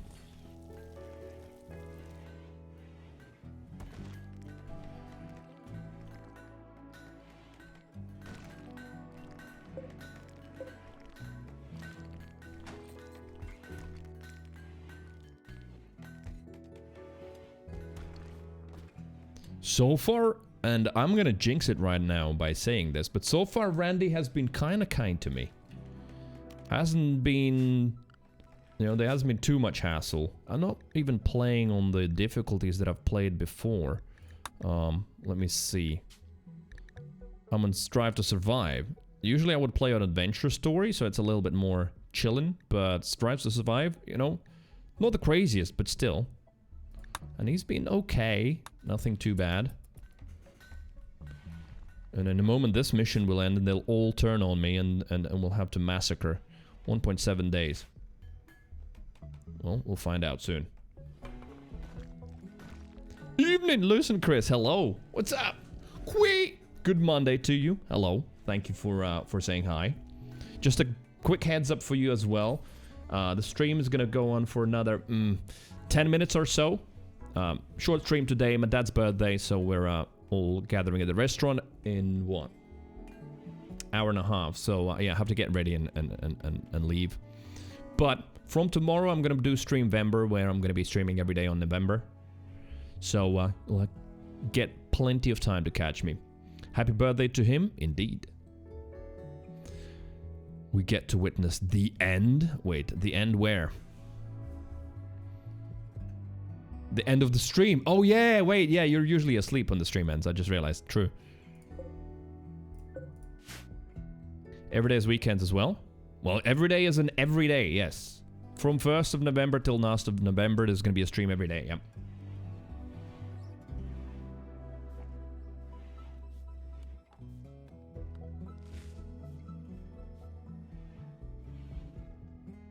Pyro's all flushed. I mean, some people have done that for years, so it's definitely not the most challenging thing to do.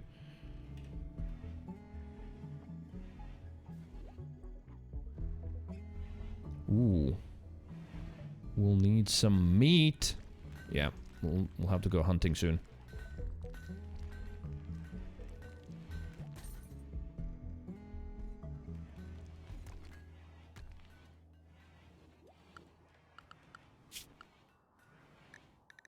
What do we want? Well, wild boars, probably. Probably hunt all of those.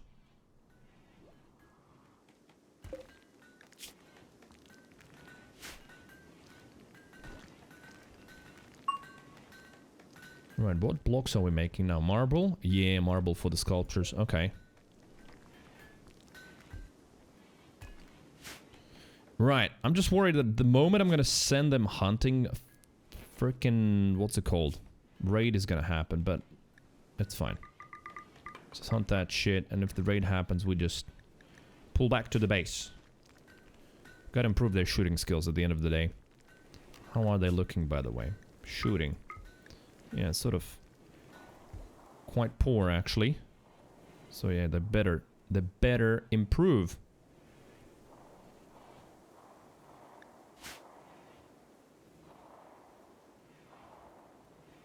Yeah, these three are idling, but that's fine. We're gonna find out in 1.2 days what they're up to.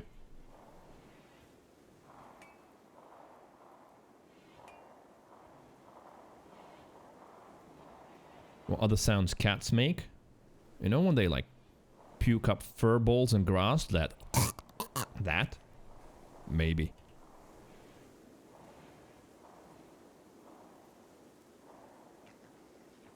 Biggies. Is that an old engine? Yeah, it is. An ancient engine block.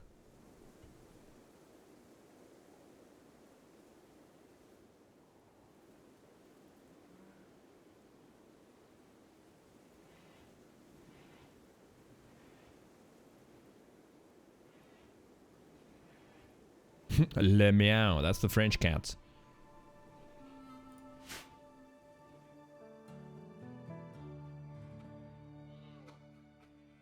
Yeah, muffalos take a long time to reproduce, so maybe the auto slaughter will need to be set up in a way that we always have 4. Need to get more females.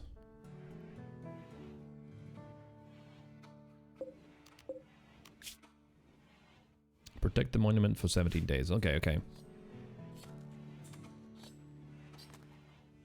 Alright, there you go. We're gonna have some meat finally.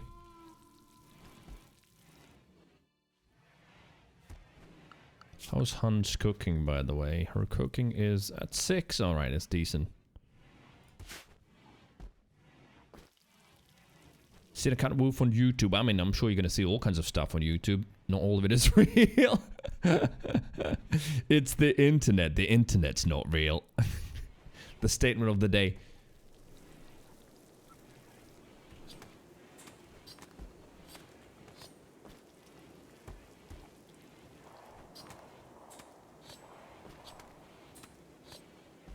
Right, how's this devil strand doing? It's taking for fucking ever. Really? So annoying. Tubby, though, does have something from Devil's Strand already, so I wonder if it's from mine that we produced here, or we had Devil's Strand from somewhere else. I actually don't know. Or maybe he arrived in it. That's also possible.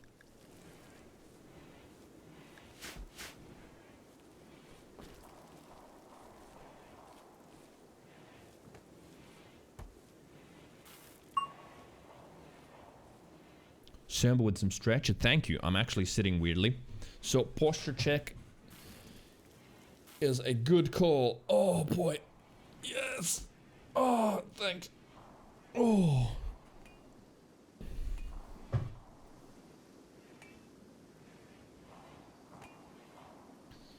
Da da da da da da dum.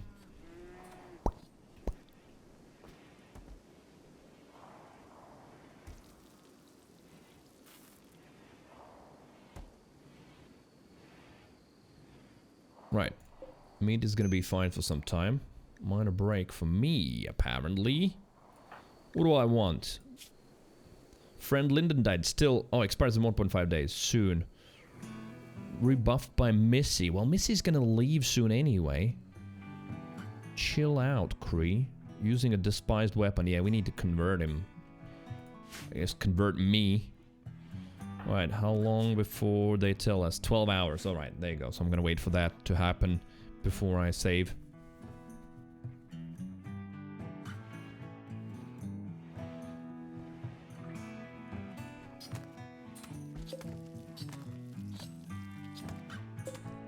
Meds 2.1 years and these meds 1.8 years. I don't know, I couldn't move them to the freezer? Why not?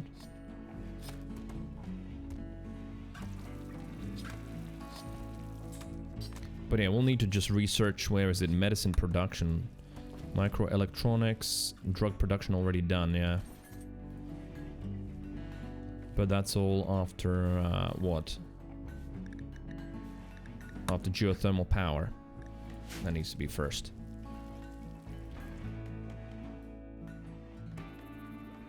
We're still hunting. We still are. Oh, mad alpacas. Ugh. Right here as well. How many of them? Are they all mad? Mad and Manhunter, Mad and Mad. Yeah, all of them. Alright, great. Well, not really. Not really great, but let's come here. Meh. I think the turrets will take care of them anyway.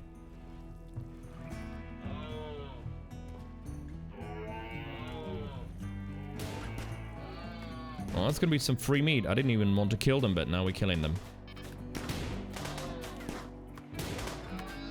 Alright, that's one. And sometimes they're instantly rotten. I guess like rabbit or some shit.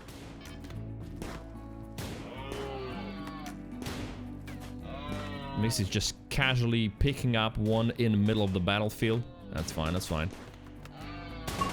Is that the man-eater too? It is. That's another one.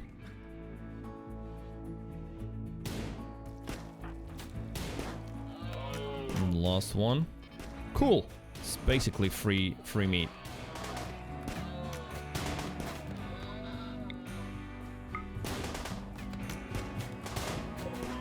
Right, is that rotten? No.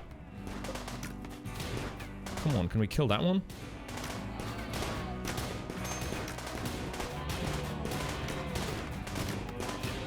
There we go. Siri, break risk. It's still her son Lyndon being dead, that's the problem. Get over it! It was a long time ago. Found an old mixtape, Lucian Chris says. When listening to it, you spin me round, bubble that came out when I realized the song's absolutely spoiled for me. Have any songs that you just can't listen to anymore? I mean, that would be one of them. I literally would just imagine a dick spinning around, that's it. Yes. Probably there's some others. I can't, like, immediately think of any, but that is an excellent example, that's for sure.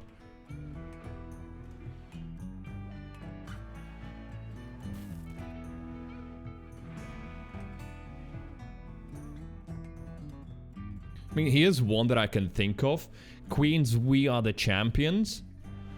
It's a really cool song, but oh my god, it has been so used and overused at all kinds of, like, corporate parties where, like, you know, the office games, someone wins, and even in big events, etc., just played every time someone wins, that at this point I just sort of cringe when I hear it. That would be another one. You know, slightly different reason than a spinning dick, but it is still a reason. I had it in my library, but I deleted it for that matter.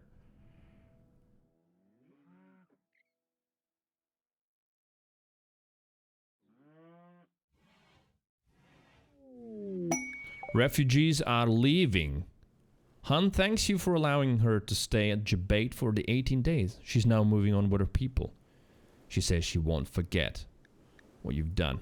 Bastards! So they all left. After all of that, they left. Fuck them. Well, can I try and arrest one of them at least? The Western Funistan is the fraction they belong to. We are neutral with them. Alright, let's not spoil the relationships then. Well, they're leaving.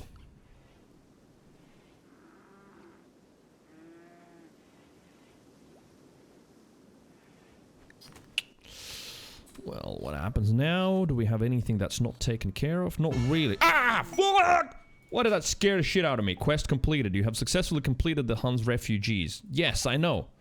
Boom. Played a prank on the teacher with the meat spin locked his computer on that side, couldn't exit the screen. And how did the teacher take that? Ooh. Cargo pods with fruit. Okay, thanks.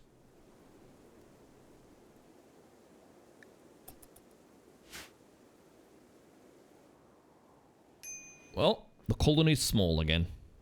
But I think, will that drop our wealth or not?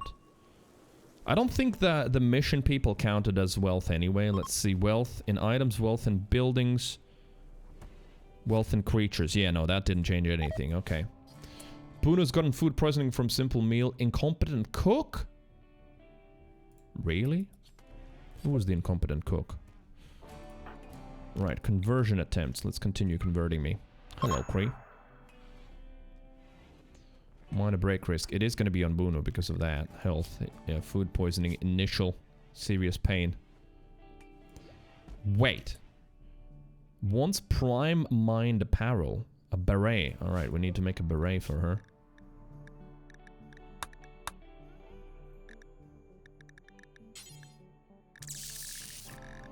Make a beret.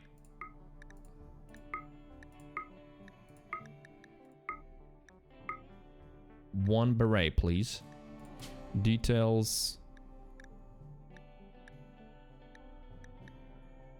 Where was it? Where was the option? With surplus, blah blah blah. Take the best stockpile. Alright, whatever.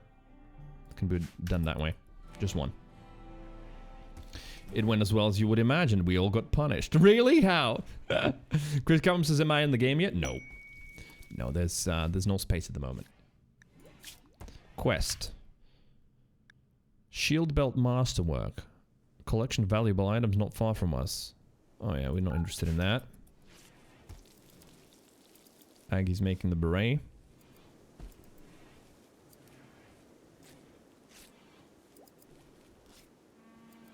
Well, at least there's going to be less food consumed, I think. Yeah, we've got enough simple meals now.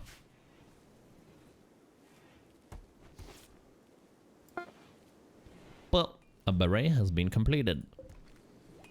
Bills.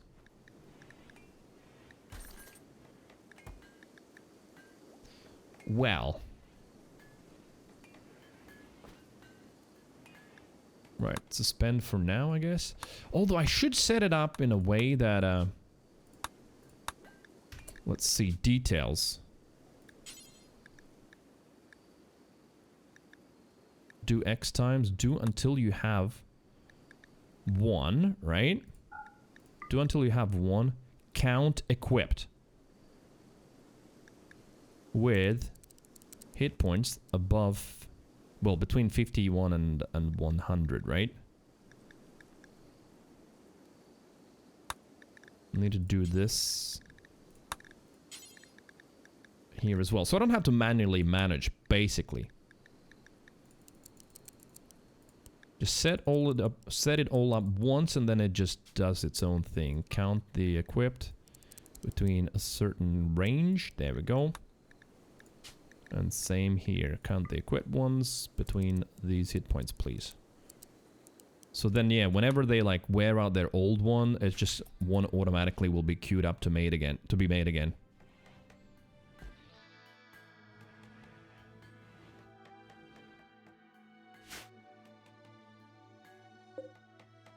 And a poor sculpture.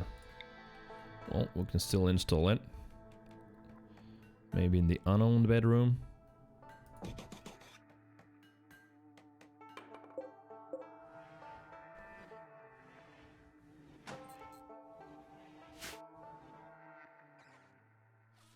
Da-dum. Where's the other dryad?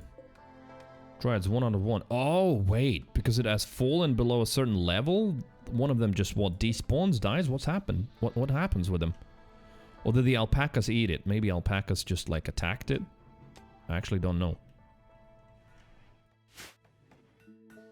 I don't know what happened to it.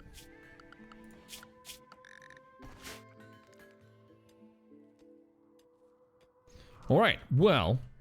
I saw how the quest ended. Unfortunately, it ended in such a way... Well, it's the neutral outcome. The bad outcome is they turn on you and they try and attack you. The good outcome is that some of them at least decide to stay, so you get extra colonists, and the neutral one is they just say thank you and leave. Which is what happened, and which is what I'm going to do as well. I'm going to just say thank you and leave. Because I gotta. As I said multiple times earlier today, it is a shorter stream today because of my dad's birthday, and doesn't happen that often, right? Once a year, so might as well go and say hello to him, and I'm bringing him, I think, a wine. That's just gonna be good enough. We're not big on presents in the family. But I'll be back tomorrow, 1 p.m. UK time, 8 a.m. East Coast. No, wait, I'm wrong, 9 a.m. East Coast, because US is still on summertime. We already have moved to winter time. Just for this week, that's how it's gonna be. If there's anyone who hasn't followed, drop a follow. If you're watching this on YouTube, if you enjoyed it, drop a sub, leave a like or a dislike, up to you. Semba, thank you. Lucent Chris, Higgy, thank you very much. I will try and my best to enjoy the evening. Captain H-Box, good to see you as well. Lucent Chris, Crazy Camo, everybody, thank you. It was a pleasure to have you here today. Thank you very much. If you're a subscriber and you are on Discord, if you're not on Discord, exclamation mark Discord, join in. Then check out the sub channel. It's towards the bottom. Scroll down on the list. There's a unique channel that only shows up if you're a subscriber.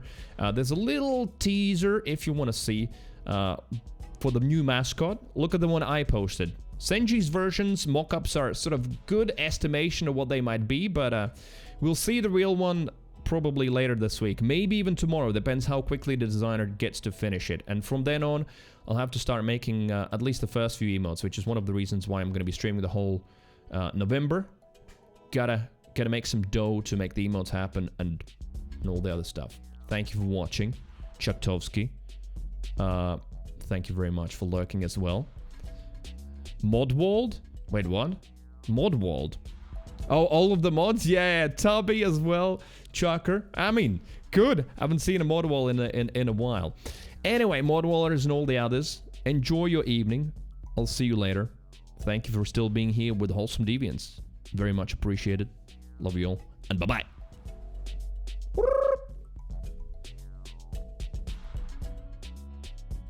And Yodis. Thank you very much for the bits.